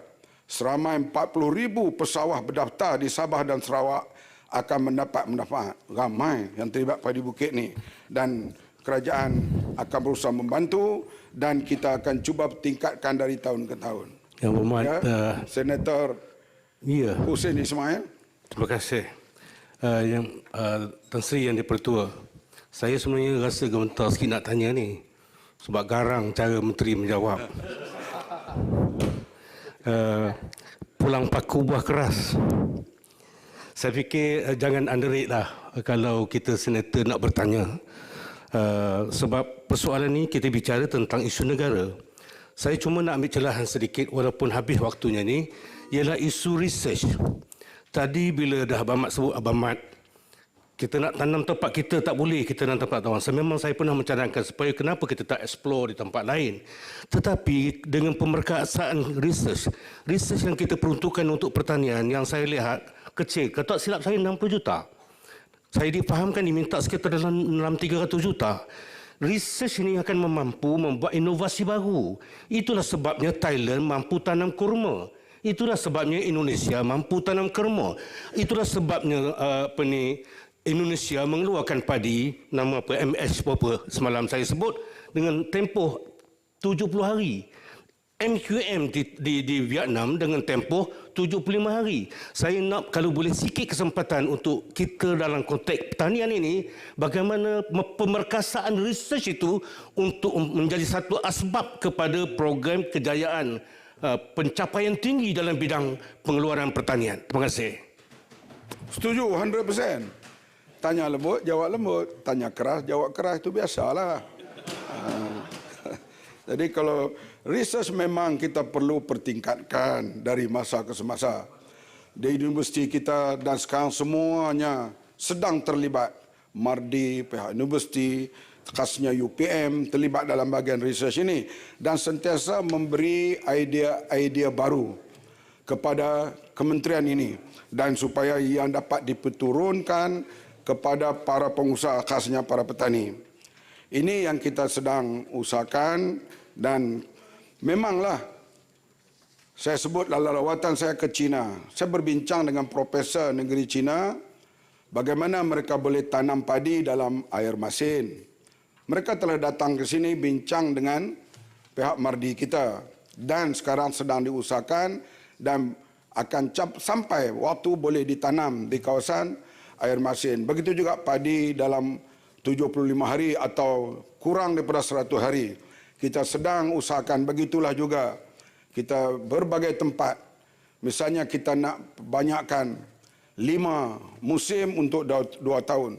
Pada masa akan datang mungkin 6 musim untuk 2 tahun dapat kita laksanakan. Tapi pihak research kita, saya setuju dengan senator dan senator kena banyak lagi memberi pandangan dan bercakap, tambahkan peruntukan kepada research ini. Tadi Timbalan Menteri MITI memberitahu pelaburan rekod dalam masa yang tertinggi diumumkan iaitu lebih daripada 230 bilion. Saya tak ingat angka tepat tadi yang diumumkan oleh MAIDA. Dengan kemasukan banyak hasil, banyak pelaburan ini kita harap negara boleh dapat duit banyak lagi. Dapatlah kita peruntukkan kepada terutama sekali peruntukan untuk memajukan negara ini terutama dalam bidang research. Dan nak pelaburan banyak masuk semuanya, kerajaan kenalah stabil. Itu paling penting. Kalau kerajaan tak stabil, ni bulan depan ambil alih kerajaan. Buat bulan 1 kita nak ambil alih kerajaan. Jadi macam mana pelabur nak datang? Jadi kalau stabil sekarang ni, pelabur dah boleh masuk. Hasil nanti negara dapat wang banyak, dapat diperuntukkan lagi lebih banyak kepada rakyat. Jadi terima kasih kepada Yang di-Pertua Dewan Negara. Yang lain saya akan jawab secara bertulis. Setiap satu yang bercakap lebih kurang, bukan lebih kurang lah, manusia tepatlah 20 orang akan dijawab secara bertulis. Terima kasih kepada semua. Terima kasih Yang Menteri. Memang saya dapati jawapan Menteri itu amat jelas lah. Khususnya soalan apa perkara yang kita boleh buat di negara ini dan yang kita kena buat reverse investment di luar negara. Terima kasih Yang Hormat. Dan juga Ahli Dewan Rakyat ada mempersoal soalan nisbah negara dengan research ni. Kemajuan negara hanya berlandaskan research, tapi kita pelaburan kita dalam research ni terlalu rendah. Jadi dengan itu terima kasih sekali lagi kepada Menteri, cukup memuaskan dan saya sekarang menjemput Menteri daripada Kementerian Sains, Teknologi dan Inovasi. Sila Yang Hormat. Selamat petang, salam sejahtera dan salam Malaysia Madani. Terima kasih Tuan Yang di-Pertua. Untuk makluman ahli yang berhormat Senator, Belanjawan Malaysia Madani untuk Kementerian Sains, Teknologi dan Inovasi atau MOSTI bagi tahun 2024 memperlihatkan peningkatan berbanding tahun-tahun sebelumnya, di mana bajet mengurus sebanyak ringgit Malaysia 706 juta, iaitu peningkatan sebanyak 5%, manakala bajet pembangunan meningkat kepada ringgit Malaysia 535.8 juta. Terima kasih diucapkan kepada Yang Amat Berhormat Menteri Kewangan atas keprihatinan ini. Bagi bajet pembangunan tahun 2024, peningkatan komponen utama berbanding tahun lepas melibatkan yang pertama, pembangunan perkhidmatan STI daripada 97 juta ringgit kepada 140 juta ringgit. Kedua, penyelidikan STI daripada 58 juta ringgit kepada 102 juta ringgit. Dan yang ketiga, pengkomersialan STI daripada 183 juta ringgit kepada 293 juta ringgit.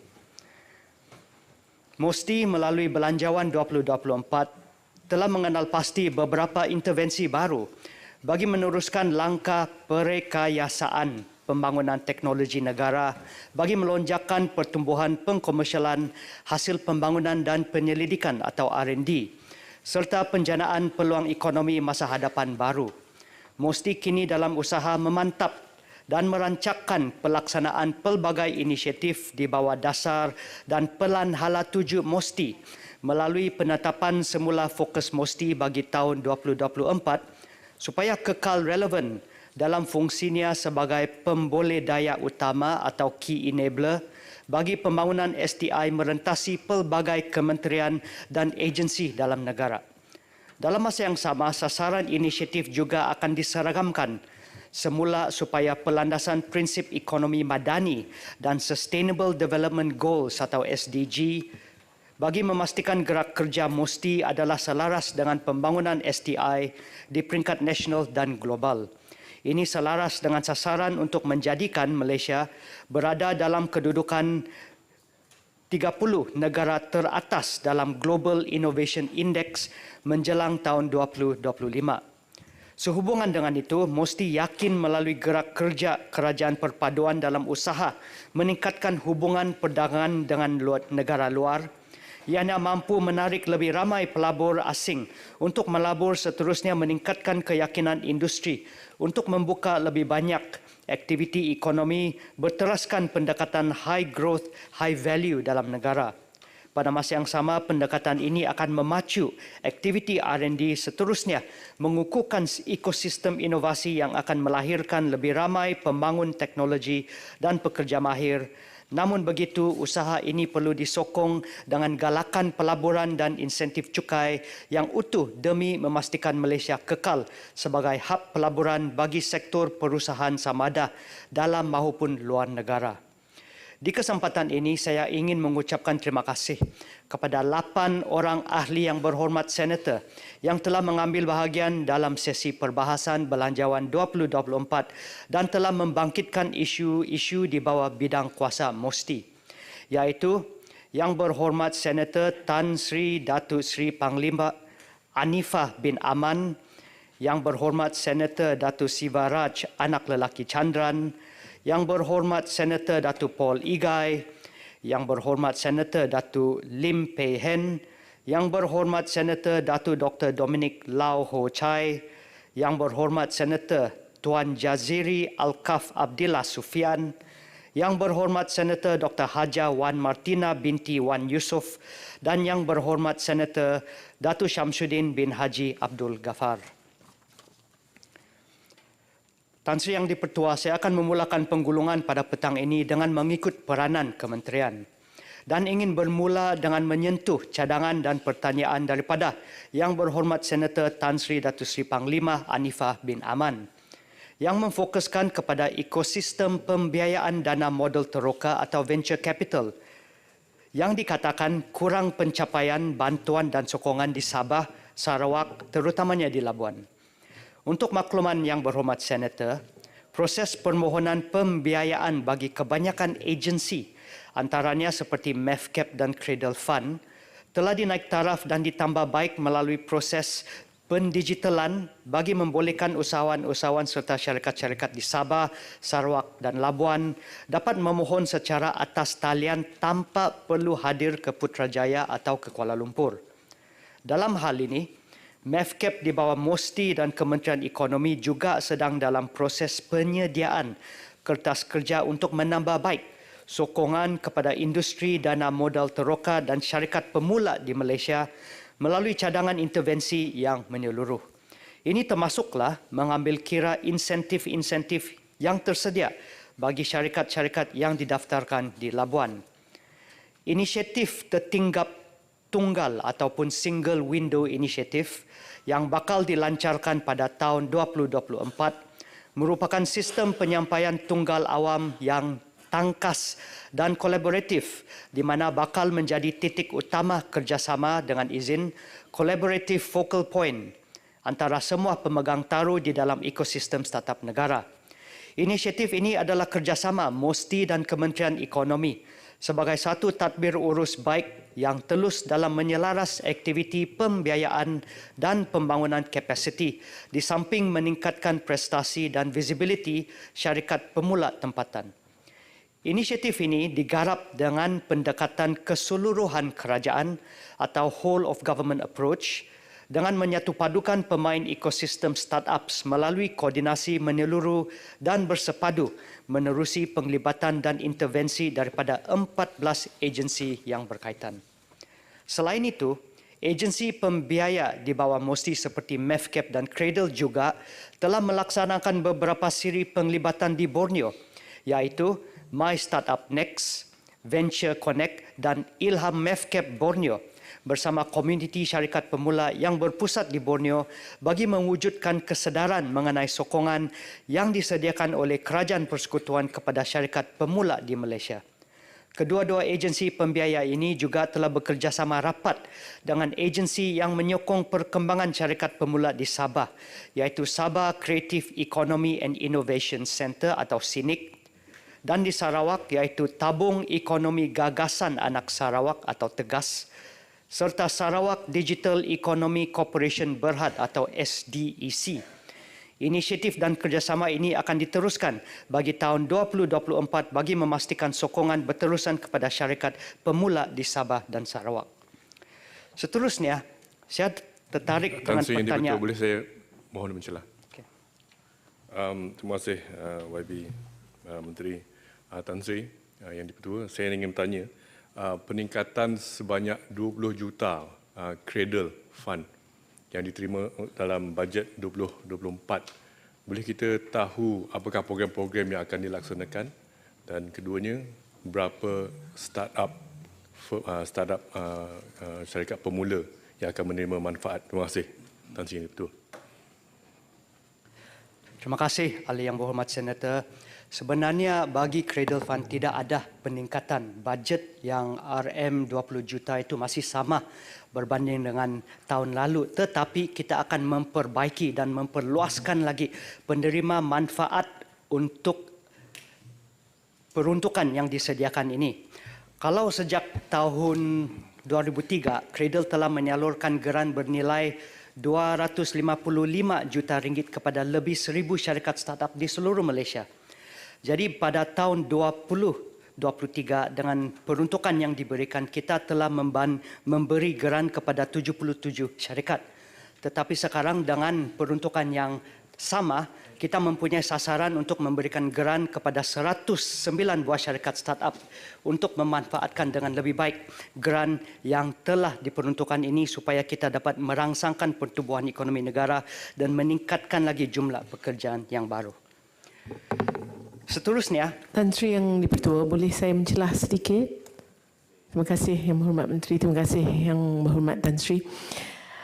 Dalam pembentangan bajet 2024, Yang Amat Berhormat Menteri Kewangan telah mengumumkan 27 juta bagi program beli barangan buatan Malaysia dan program penggunaan barangan dan perkhidmatan hasil R&D tempatan MySTI. Ini adalah peluang bagi Musti untuk memperkasakan aktiviti pengkomersialan teknologi dan inovasi bagi menggalakkan lebih banyak penggunaan produk hasil R&D tempatan. Oleh itu saya ingin penjelasan Yang Berhormat Timbalan Menteri dan Yang Dipertua sehingga kini sejauh mana pelaksanaan program tersebut dan berapa jumlah syarikat tempatan telah terpilih untuk menyertai program MySTI ini dan apakah program yang akan dilaksanakan melalui peruntukan tersebut dan adakah ianya akan dapat membantu pertumbuhan ekonomi syarikat tempatan? Terima kasih.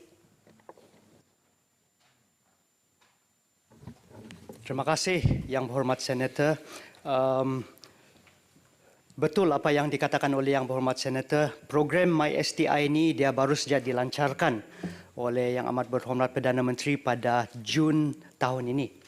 Setakat ini sebanyak 153 permohonan penandaan logo telah diterima oleh Meranti dan daripada 153 itu 80 syarikat telah diluluskan dan semua ini terdiri daripada syarikat tempatan.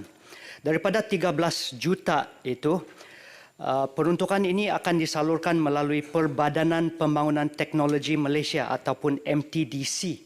Yang pertama, 4 juta itu digunakan untuk menampung kos rundingan profesional, analisis pasaran, sesi latihan, bimbingan, biaya pentadbiran dan pelbagai lagi inisiatif untuk mempersiapkan syarikat-syarikat tempatan ini untuk menembusi perolehan di dalam negara dan di peringkat antarabangsa.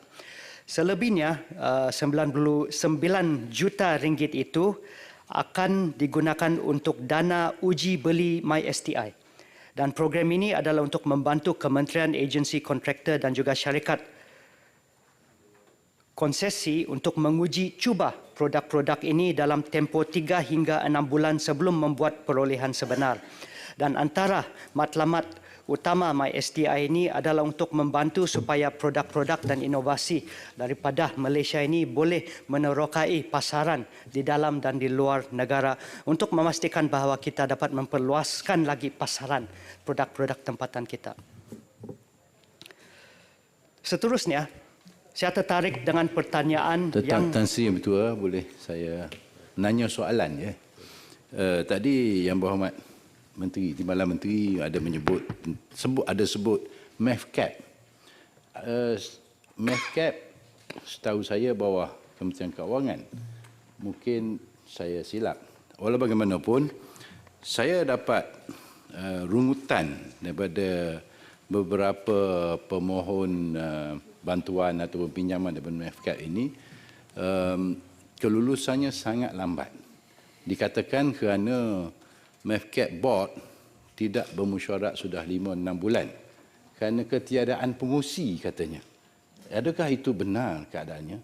Dan kalau benar, saya rasa kita kena expedite supaya kerja-kerja seperti ini tidak tergendala.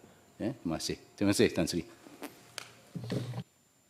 Terima kasih Yang Berhormat Senator. Kita ambil maklum tentang aduan itu dan yang pertama MEFCAP ini walaupun dimiliki oleh MOF tetapi dia di bawah kawal selia dan tadbir urus Musti untuk membantu kepada syarikat pemula dan juga venture capital di dalam negara kita. Dan antara satu juga inisiatif kita untuk kita mempercepatkan urusan daripada agensi-agensi seperti ini adalah seperti yang saya sebut tadi, Single Window Initiative, di mana kita akan menggabungkan 14 agensi kerajaan itu melalui satu portal, single platform dan MEFCAP juga dimasukkan di bawah sana dan melalui inisiatif ini semua pengurusan daripada 14 agensi itu saya yakin akan bertambah baik selepas ada wujudnya platform itu. Seterusnya, saya tertarik dengan pertanyaan Yang Berhormat Senator Datuk Sivaraj Anak Lelaki Chandran dan Yang Berhormat Senator Datuk Lim Pei Hen yang antaranya menyentuh mengenai status dan perkembangan pelan pembangunan teknologi AI dalam negara dan kerjasama strategik dengan industri AI. Menyentuh mengenai pertanyaan Yang Berhormat Senator Datuk Sivaraj Anak Lelaki Chandran, bagi memperkemaskan tadbir urus AI dalam negara serta menyelaras pelaksanaan dan pelan tindakan dan inisiatif yang terkandung dalam dokumen Pelan Hala 7 Kecerdasan Buatan Negara 2021-2025 mesti telah menubuhkan National Blockchain and Artificial Intelligence Committee atau NBAIC. NBAIC ini terdiri daripada Tan Sri yang di-Pertua, belum habis Menteri. boleh? Belum lagi. Bagi saya jawab dulu kepada Yang Berhormat Senator. Dia ada hadir dalam Dewan ni, Tan YB. NBAIC ini terdiri daripada 5 jawatan kuasa kerja yang terdiri daripada wakil-wakil quadruple helix, iaitu kerajaan, akademia, industri dan masyarakat. Melalui jawatan kuasa kerja atau JKK ini, sebanyak 26 inisiatif yang signifikan dan berimpak tinggi sedang dilaksanakan sehingga tahun 2025. Di antara inisiatif yang paling signifikan ialah penghasilan governance dan kod etika AI yang dijangka siap pada tahun 2024. Ini penting dalam memastikan penggunaan AI yang selamat dan melindungi hak serta privasi seseorang individu daripada penyalahgunaan. Ini akan menjadi asas kepada kawal selia AI melalui perundangan selain daripada standard AI. Manakala bagi JKK 3 yang diketuai oleh KPT pula memfokuskan kepada inisiatif pembangunan bakat melalui pembelajaran berterusan ke peringkat doktor falsafah dan profesional AI serta pembelajaran AI melalui kerja dan praktikal termasuk program upskilling dan reskilling. Di dalam pengumuman Belanjawan 2024, Yang Amat Berhormat Menteri Kewangan telah mengumumkan peruntukan awal sebanyak 20 juta ringgit bagi penubuhan Fakulti Kecerdasan Buatan AI yang pertama di negara ini bertempat di Universiti Teknologi Malaysia Johor. Inisiatif ini akan mempercepatkan perkembangan AI dalam negara, khususnya penyelidikan merentas disiplin bagi menyokong pihak industri dalam penyediaan model perniagaan dan aktiviti bernilai tinggi. Kerajaan melalui Jabatan Standard Malaysia juga telah menubuhkan National Mirror Committee dengan izin bagi menghasilkan standard atau piawaian AI kebangsaan. Jawatan kuasa ini dipengerusikan oleh MIMOS dan keahliannya terdiri daripada wakil-wakil kementerian, agensi, akademia dan juga industri. Penggunaan standard dan perundangan adalah saling melengkapi di antara satu sama lain. Kebergantungan kepada aspek perundangan semata-mata di dalam pengawalan dan pemantauan teknologi AI akan merencatkan inovasi teknologi ini. Sebaliknya, pengawal seliaan melalui akta dan perundangan hanya perlu sekiranya penggunaan standard kurang berkesan dalam tujuan pengawalan dan pemantauan. Secara rumusan, dokumen AI Roadmap menggariskan panduan yang menjadi asas kepada penyediaan ekosistem AI yang mampan dalam negara melalui kerjasama quadruple helix dan berpandukan prinsip AI yang bertanggungjawab. Kandungan dan pelaksanaan inisiatif yang terkandung dalam dokumen ini adalah sehingga tahun 2025. Memandangkan teknologi AI berkembang dengan sangat pantas, maka kandungan dokumen ini akan dinilai semula agar ia seiring dengan perkembangan teknologi dan cabaran semasa. Oleh itu, mesti sedang meneliti keperluan mewujudkan rangka kerja perundangan dan akta berkaitan AI. Sementara wujudnya akta AI yang berkaitan, pemetaan akta-akta sedia ada yang telah dibangunkan berdasarkan kepada setiap prinsip AI akan bertindak sebagai langkah awal untuk mengatasi masalah berkaitan etika AI daripada aspek perundangan negara. Seterusnya, saya juga ingin menyentuh dengan lebih lanjut terhadap cadangan Yang Berhormat Senator Datuk Lim Peh Hen. Datuk Nelson, ada ni boleh. Dah habis cerita AI ni. Terima kasih Tan Sri yang di-Pertua. Tadi Tan Sri Senator Fadmi ada minta MEFCAP ada chairman ke tak ada chairman? Jawapan tu belum diberi. Terima kasih.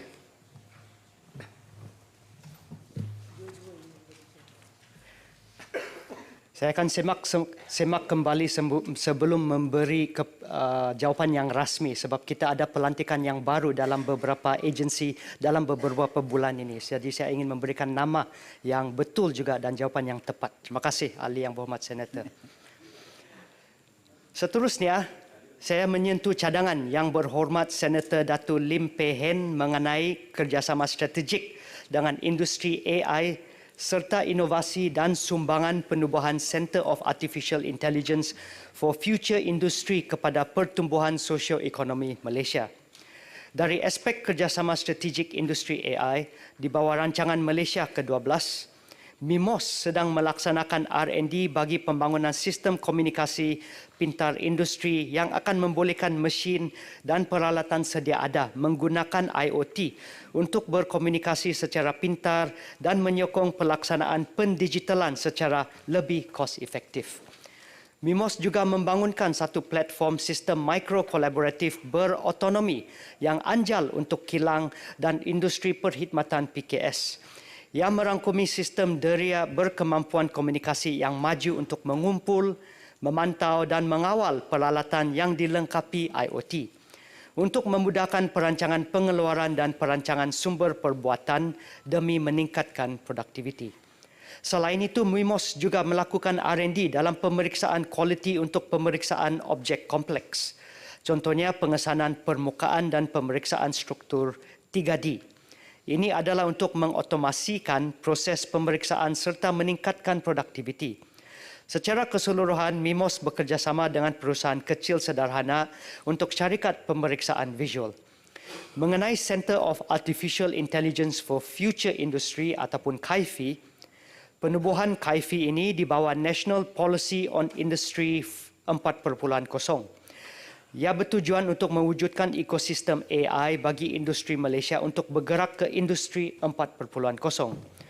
KAIFI menyokong program Smart Manufacturing Intelligence Service Platform, iaitu sebuah projek rintis untuk pendigitalan perkhidmatan yang kos efektif, fleksibel dan boleh dipercayai bersama industri kecil dan sederhana bagi meningkatkan produktiviti dan keupayaan mereka. KAIFI menawarkan penyelesaian berasaskan AI seperti Sales Analytics, Occupancy Detection and Monitoring dan Product Quality Preventive Analytics di mana sebanyak 3 kilang telah berjaya meningkatkan produktiviti mereka sebanyak 40%. Pada tahun 2022, KAIFI telah berkembang dan mengalami transformasi menjadi makmal 5G AI yang merupakan program kolaborasi industri dengan 3 hasil inovasi berasaskan AI dalam sektor pembuatan. Seterusnya, saya ingin menjawab pertanyaan Yang Berhormat Senator Dr. Dominic Lau Ho Chai mengenai peningkatan bajet Agensi Angkasa Malaysia atau MAISA serta menyokong pandangan beliau supaya kita memanfaatkan potensi sektor angkasa lepas Malaysia melalui pewujudan satu kerangka yang nyata dan strategik dalam pembangunan satelit serta kerjasama dengan kuasa besar.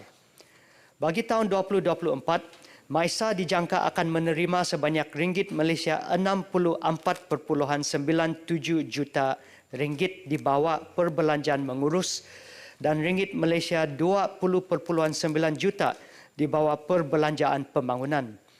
Di bawah peruntukan mengurus tersebut, sebahagian besar adalah untuk pembayaran emolumen dan bayaran yuran langgangan data satelit beresolusi tinggi. Bayaran yuran langgangan ini membolehkan data satelit beresolusi tinggi diperoleh secara penerimaan terus di stesen penerima data satelit MAISA di Temerloh Pahang. Peruntukan pembangunan MAISA pula adalah untuk memperkasa dan menaik taraf fasiliti teknologi angkasa yang sedia ada selaras dengan perkembangan teknologi terkini dan keperluan semasa, khususnya bagi menyokong pembangunan teknologi baru dan perkhidmatan MAISA merangkumi aktiviti pengujian satelit, perkhidmatan penjejakan, telemetri dan kawalan, pencerapan data satelit, unmanned aircraft system serta pencerapan otonomi. Merujuk kepada pewujudan satu framework yang nyata dan strategik, MOSTI melalui MISA telah melancarkan Pelan Tindakan Malaysia Space Exploration 2030 atau MSE 2030 pada Mei 2023 bagi tujuan merealisasikan Matlamat Dasar Angkasa 2030. Melalui pelancaran MSE 2030, negara kini mempunyai kerangka nasional yang dapat berfungsi sebagai garis panduan dan agenda bagi memacu pembangunan ekosistem sektor angkasa yang mampan dan komprehensif. Sebanyak 15 strategi, 27 inisiatif, 76 aktiviti serta 92 petunjuk utama prestasi digariskan dalam MSE 2030 bagi membangun dan memacu pembangunan ekosistem sektor angkasa negara. Melalui pelaksanaan MSE 2030, sektor angkasa negara disasarkan dapat berkembang dan mampu menyumbang sekurang-kurangnya 1% atau 10 bilion ringgit kepada KDNK negara, mewujudkan sehingga 5,000 peluang pekerjaan baru serta Malaysia menduduki tangga ketiga teratas dalam penyelidikan dan pembangunan teknologi angkasa di rantau Asia Tenggara menjelang tahun 2030. Bagi memastikan MSE 2030 dapat dilaksanakan dan mencapai sasarannya, MISA akan mengoptimumkan peruntukan yang diterima dalam Belanjawan 2024 di samping memanfaatkan pendekatan kerjasama awam swasta atau public-private partnership dan inisiatif pembiayaan swasta atau Private Finance Initiative. Mengenai kerjasama bersama kuasa besar pula seperti yang turut dibangkitkan oleh Yang Berhormat Senator Tuan Jaziri Alkaf Abdillah Sufian, MOSTI melalui MISA sentiasa berusaha untuk mempertingkatkan kapasiti infrastruktur sedia ada dalam negara dan antara langkah proaktif yang diambil ialah dengan meningkatkan hubungan kerjasama dengan agensi-agensi angkasa antarabangsa seperti Agensi Angkasa Amerika atau NASA, Agensi Angkasa Rusia atau Roskosmos, Agensi Angkasa Jepun atau JAXA dan Agensi Angkasa Eropah atau ESA. Pertukaran idea antara MISA dan agensi-agensi angkasa lain sering dijalankan dan apabila kedua-dua agensi telah sepakat untuk bekerjasama dalam sesuatu projek, seterusnya akan memeteraikan persetujuan tersebut melalui memorandum persefahaman. Mengenai pembangunan tapak pelancaran angkasa lepas pula, MISA telah membangunkan garis panduan bagi kajian kebolehaksanaan pembangunan kemudahan pelancaran ke angkasa lepas bagi mengenal pasti lokasi yang paling sesuai. MOSTI percaya bahawa Malaysia mempunyai potensi yang besar untuk turut terlibat dalam pembangunan kemudahan pelancaran angkasa lepas. Jika menjadi realiti, kemudahan tapak pelancaran yang dibangunkan akan menjadi lokasi ke-16 di dunia dan akan meletakkan Malaysia menjadi negara ke-9 untuk memiliki fasiliti tersebut. Keunikan geografi Malaysia yang terletak berhampiran garisan khatulistiwa memberikan kelebihan kepada negara untuk membangunkan perkhidmatan fasiliti pelancar dengan kos operasi yang jauh lebih kompetitif. Setakat ini, MISA sedang mengadakan sesi libat urus dengan beberapa pihak dan industri yang berminat untuk membangunkan kemudahan ini. Turut ingin dimaklumkan juga bahawa MOSTI telah menempah beberapa kejayaan dalam kerjasama antarabangsa. Salah satu daripada pencapaian tahun 2023, MISA adalah penganjuran program Space Tech Nexus melalui tema Catalyzing Asia's Space Ecosystem. Space Tech Nexus membawakan pelbagai aktiviti menarik bagi melonjakkan pertumbuhan sektor angkasa negara dan serantau seperti pameran komersial, Langkawi International Space Forum, pelancaran pelan tindakan sektor angkasa, mesyuarat dua hala, perbincangan meja bulat Ketua Agensi Angkasa ASEAN, pemeteraian dokumen memorandum persefahaman dan pertukaran surat niat. Sebanyak 4 MOU telah dimeterai antara MISA dengan Jabatan Hutan Sabah, Lembaga Koko Malaysia, Petroleum Industry of Malaysia Mutual Aid Group dan Universiti Malaysia Terengganu. MOU tersebut bertujuan untuk meluaskan penerima gunaan teknologi angkasa dalam sektor perhutanan, peladangan dan komoditi. perikanan serta industri petroleum dan gas. MISA juga telah bertukar surat niat dengan 3 syarikat tempatan iaitu Gading Group, Paisat Malaysia dan Uzma Malaysia bagi menjalinkan kerjasama dalam pembangunan Space City serta teknologi kecerdasan buatan dan data raya atau Big Data dalam bidang angkasa. Projek-projek tersebut telah digerakkan oleh setiap pasukan projek mengikut carta perbatuan yang ditetapkan dan dipantau oleh Jawatankuasa Khas Kerjasama Strategik dan Jaringan Antarabangsa MISA. Potensi aktiviti daripada setiap... Perdana Menteri, yes, lama lagi. Masih ada agak banyaklah Datuk Speaker. So kalau Datuk Speaker mengizinkan saya boleh jawab secara bertulis kepada ahli-ahli yang berhormat senator yang lain. Saya nasihatkan gitulah. Terima kasih yang berhormat senator. Terima kasih. Dah habis mengulung? Okey. Terima kasih YB. Sekarang ini saya menjemput YB Menteri daripada Kementerian Pembangunan Wanita, Keluarga dan Masyarakat. Bismillahirrahmanirrahim. Assalamualaikum warahmatullahi taala wabarakatuh. Alhamdulillah. Allahumma salli ala Sayyidina Muhammad wa ala ali Sayyidina Muhammad. Tuan Yang Dipertua, Kementerian Pembangunan Wanita, Keluarga dan Masyarakat merakamkan penghargaan dan terima kasih kepada semua ahli-ahli yang berhormat senator yang telah berbahas dan menyentuh isu-isu di bawah seliaan KPWKM semasa mengambil bahagian dalam sesi perbahasan Rang Undang-Undang Perbekalan 2024 di peringkat dasar bermula Rabu 29 November sehinggalah 6 Disember yang lepas. Bertemakan reformasi ekonomi memperkasakan rakyat, KPWKM menyahut seruan agenda reformasi Belanjawan 2024 ini dengan menumpukan kepada peningkatan darjat hidup rakyat terutamanya dalam memperkasakan kumpulan sasar KPWKM. Dan untuk makluman Dewan Yang Mulia, bagi tahun 2024 KPWKM telah pun diperuntukkan sejumlah RM3.5 bilion di mana daripada jumlah tersebut sejumlah 3.2 bilion adalah di bawah peruntukan mengurus B48 manakala 266 juta adalah di bawah peruntukan pembangunan P48. Tuan Yang Dipertua, seramai 11 orang ahli-ahli yang berhormat senator telah mengambil bahagian dalam perbahasan pada kali ini iaitu Senator Tuan Asaya anak lelaki D. Jacob ada di dalam Dewan, Senator Datuk Johannes binti Abdul Aziz ada. Senator Datuk Seri Haja Zuraina binti Musa ada. Senator Datuk Poligai juga ada. Senator Datuk Noraini binti Idris juga ada. Senator Puan Norita binti Sual juga ada. Senator Datuk Haji Aziz bin Arifin juga ada. Senator Puan Suzan Chamrai Anding tak ada. Senator Puan Wan Martina binti Wan Yusof, Dr. Wan Martina.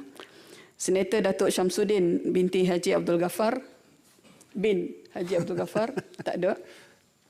Senator Tuan Roderick Wong ada. Tuan Yang Dipertua, kami di KPWKM sangat menghargai pandangan dan cadangan yang telah dikemukakan dan insya-Allah pada hari ini saya cuba memberikan maklum balas kepada pertanyaan-pertanyaan dan juga cadangan-cadangan yang telah dikemukakan oleh ahli yang berhormat senator. Yang berhormat senator Tuan Asaya ada memberikan cadangan untuk menaikkan Datuk Sri Yang Dipertua, nama saya tak ada. Panjang saya punya tu. Tuan Yang Dipertua, sebentar, yang diberikan kepada saya oleh pegawai itu saja senarainya. Jadi tapi saya nak buat apa?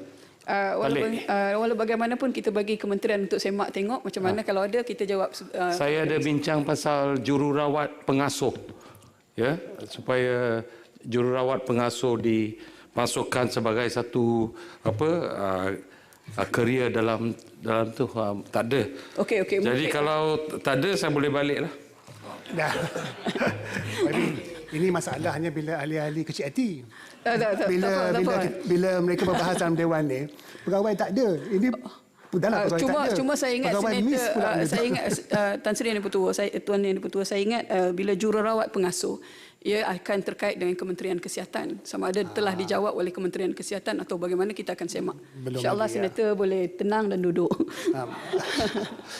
Tuan Senator Tuan saya telah memberikan cadangan untuk menaikkan gaji dan allowance para penyelia dan juga petugas yang terlibat dalam program pemulihan dalam komuniti PDK disebabkan oleh kemahiran mereka dalam menjaga kebajikan dan mengajar para pelatih PDK yang menyertai program ini.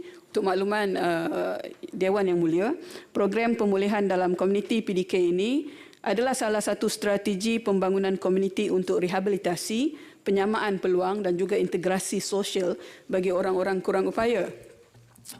Menyedari bahawa penyelia dan petugas adalah tonggak kepada pelaksanaan PDK, kerajaan pada tahun 2021 iaitu 2 tahun yang lepas telah pun menaikkan allowance petugas PDK ini daripada RM800 kepada RM1,200, kenaikan 50%. Baru saja yang berlaku. Dan allowance penyelia PDK pula juga telah turut dinaikkan daripada RM1,200 kepada RM1,500, Tuan Yang di-Pertua. Saya ingat senator naik. Itu adalah kenaikan 25%, tuan saya. Jadi memandangkan PDK juga telah diletakkan di bawah pertubuhan bukan kerajaan bermula tahun 2018, maka allowance yang telah diperuntukkan oleh kerajaan sebenarnya adalah sebagai asas kepada PDK ini untuk bergerak, dan KPWKM menggalakkan PDK supaya berupaya mencari sumber alternatif lain untuk menambahkan bayaran allowance petugas dan juga penyelia PDK dengan kadar yang lebih baik dan tidak semestinya terikat kepada kadar bayaran yang telah kita tentukan, dan ada yang berusaha ke arah itu. Mohon selia, Baibi. Ya. Saya masih lagi berjuang untuk isu perkara ini. Baik, saya ambil maklum. Senator, nanti kita sembang panjang lagi.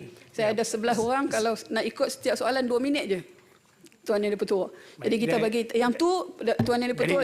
Jadi Baibi setuju Baibi jawab dulu. Lepas tu kalau orang nak bertanya, lepas tu boleh. Balik semula pada poin asal boleh. Betul. Dan dia bukan saja di dalam lain style. Tuan Yang di-Pertua, bukan saja di dalam dewan ni masa kita begini, tapi kita boleh berbincang di luar. Sebenarnya jauh lebih berkesan, insya-Allah. Tidak terhenti setakat itu saja, Tuan Yang di-Pertua, boleh saya teruskan? Tidak terhenti setakat itu saja, KPWKM juga telah terus berperanan mengangkat kebajikan para pelatih di PDK. Justru itulah semasa pembentangan bajet baru-baru ini, kerajaan telah pun mengumumkan kenaikan kadar allowance pelatih OKU daripada RM150 kepada RM300, iaitu kenaikan sebanyak 100%. Adalah diharapkan dengan kenaikan kadar ini akan menjadi pemangkin dan juga kepada peningkatan kualiti penyampaian penyelia dan juga petugas kepada perkhidmatan PDK serta pertambahan kepada OKU yang akan mengikuti latihan-latihan di dalam PDK ini. Tuan Yang di-Pertua, seterusnya KPWKM juga mengambil maklum berkaitan dengan cadangan Tuan Senator saya juga dalam untuk membina satu one-stop center khusus kepada OKU yang berfungsi sebagai tempat pembelajaran kemahiran TVET, pembelian dan juga penjualan barangan buatan golongan OKU serta segala urusan berkaitan. Untuk makluman Dewan Yang Mulia, Jabatan Kebajikan Masyarakat sebenarnya telah pun membangunkan satu one-stop center khusus kepada OKU yang berfungsi sebagai tempat kemahiran pembelajaran TVET, iaitu Pusat Latihan Perindustrian dan Pemulihan PLPP di Bangi, Selangor, dan juga Bengkel Daya Klang di Selangor, Bengkel Daya di Sungai Petani, Kedah.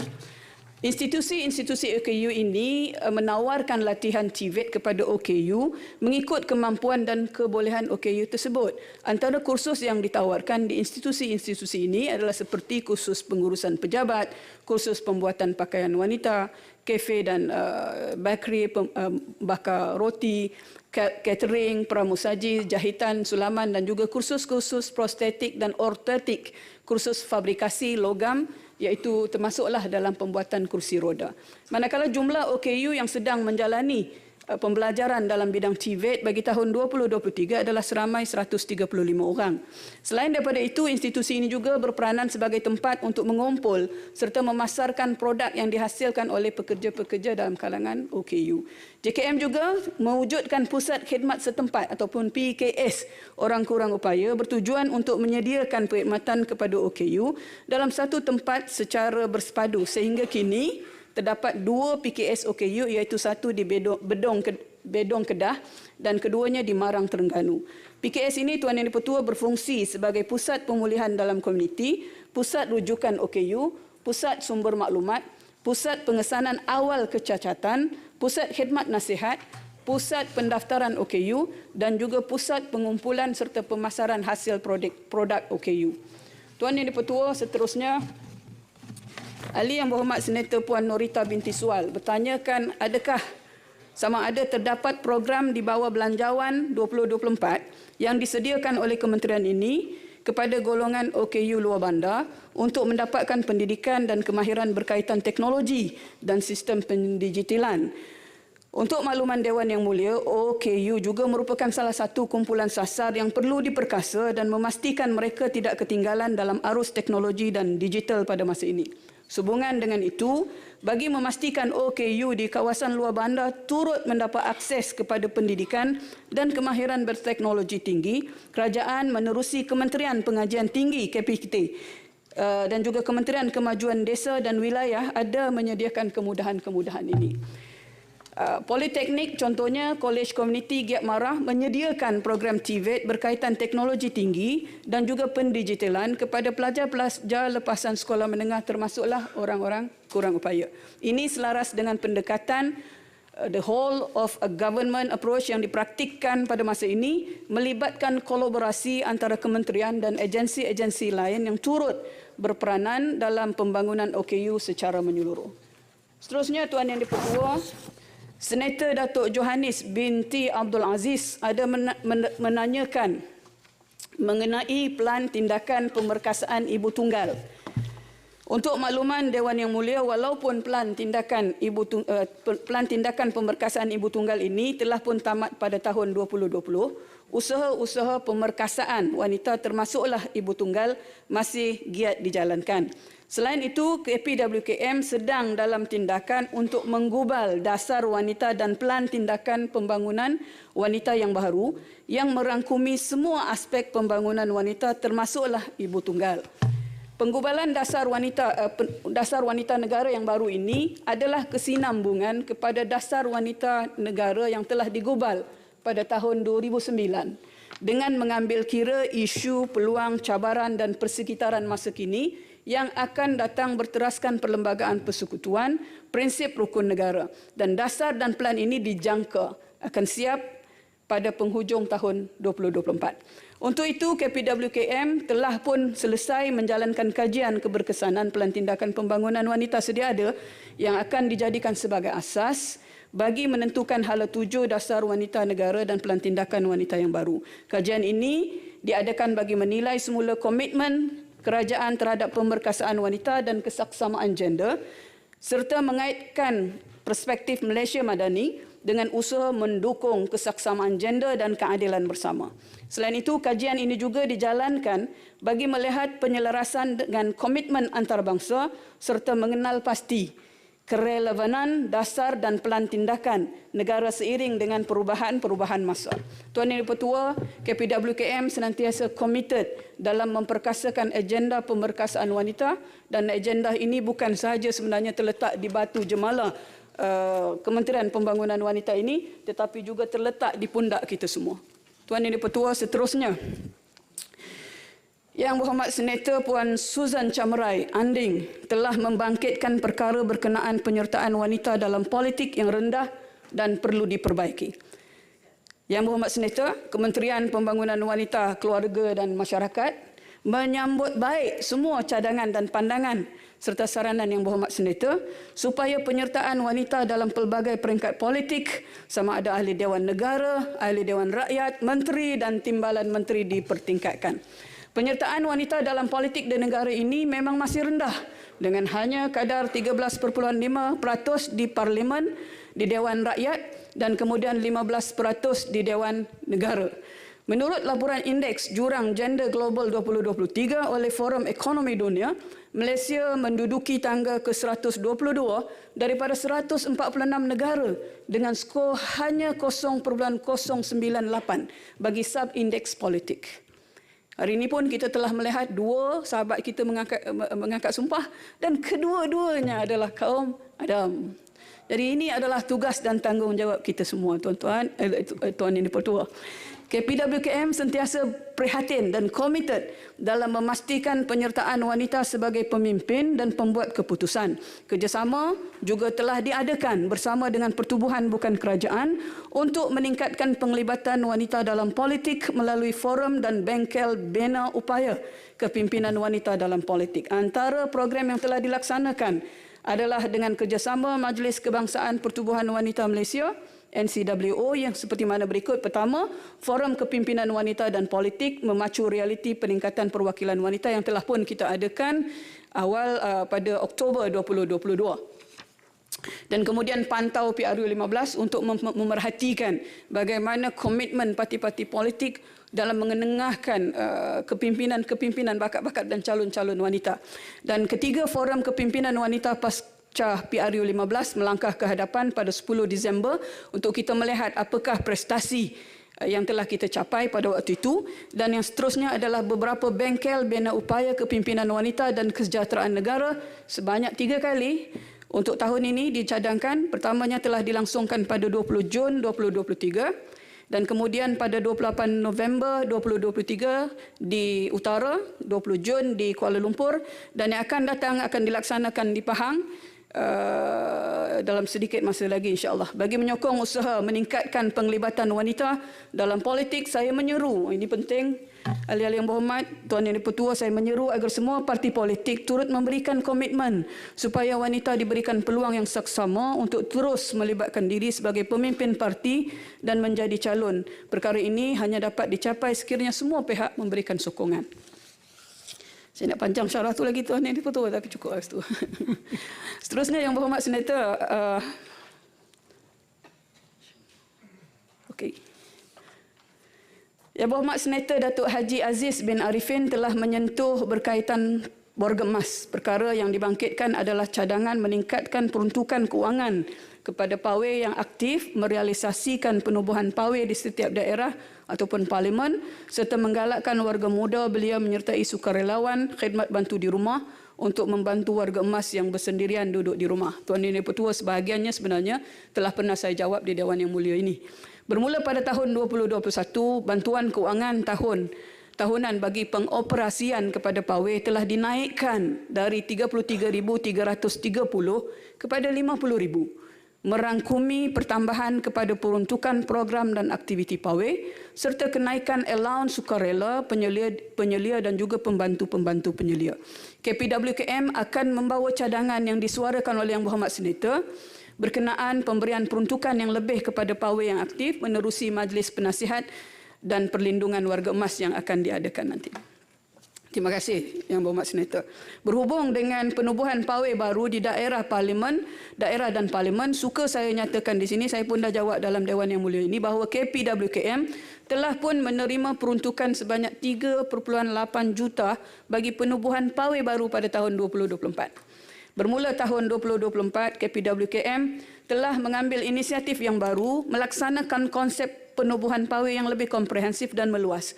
InsyaAllah penubuhan pawai bukan sahaja satu parlimen, satu pawai, tetapi akan berdasarkan kepada keperluan komuniti setempat di sesebuah kawasan yang juga memerlukan. Tuan Yang Dipertua, seterusnya pertanyaan daripada Yang Berhormat Senator Tuan Roderick Wong mengenai langkah-langkah jangka masa pendek dan jangka masa panjang bagi menangani dan menambah baik kebajikan warga emas. Berhormat Senator, kerajaan telah pun melaksanakan inisiatif seperti mana berikut dalam menangani isu-isu berkaitan dengan warga emas. Pertamanya adalah penggubalan dasar warga emas negara (DUWEN) dan juga Pelan Tindakan Warga Emas Negara (PT-WEN) merupakan komitmen kerajaan yang kukuh untuk mewujudkan warga emas yang berdikari, bermartabat diri dan dihormati dengan mengoptimumkan 5 potensi diri melalui penuaan sehat, penuaan positif, penuaan aktif, penuaan produktif dan juga penuaan suportif menyokong. Dasar kesihatan warga emas negara pula dibentuk bagi memastikan penjagaan kesihatan yang lebih berkesan dan menyeluruh, dan ini duduknya di bawah Kementerian Kesihatan. Seterusnya, Pelan Induk Pembudayaan Pembelajaran Sepanjang Hayat PHH National dilancarkan bagi menjamin hala tuju PHH yang berimpak tinggi menuju tahun 2030. Ini di bawah Kementerian Pendidikan Tinggi. Dan portal My Future Jobs menawarkan peluang pekerjaan bagi warga emas dalam pelbagai sektor pekerjaan. Program Seniors Backs in Action SEBA merupakan salah satu inisiatif di bawah HRD Corp yang menempatkan warga emas melalui penawaran pekerjaan yang bersesuaian dengan kemahiran warga emas tersebut. Dan inisiatif hiring seniors di bawah Talent Corp dilihat selari dengan aspirasi penuaan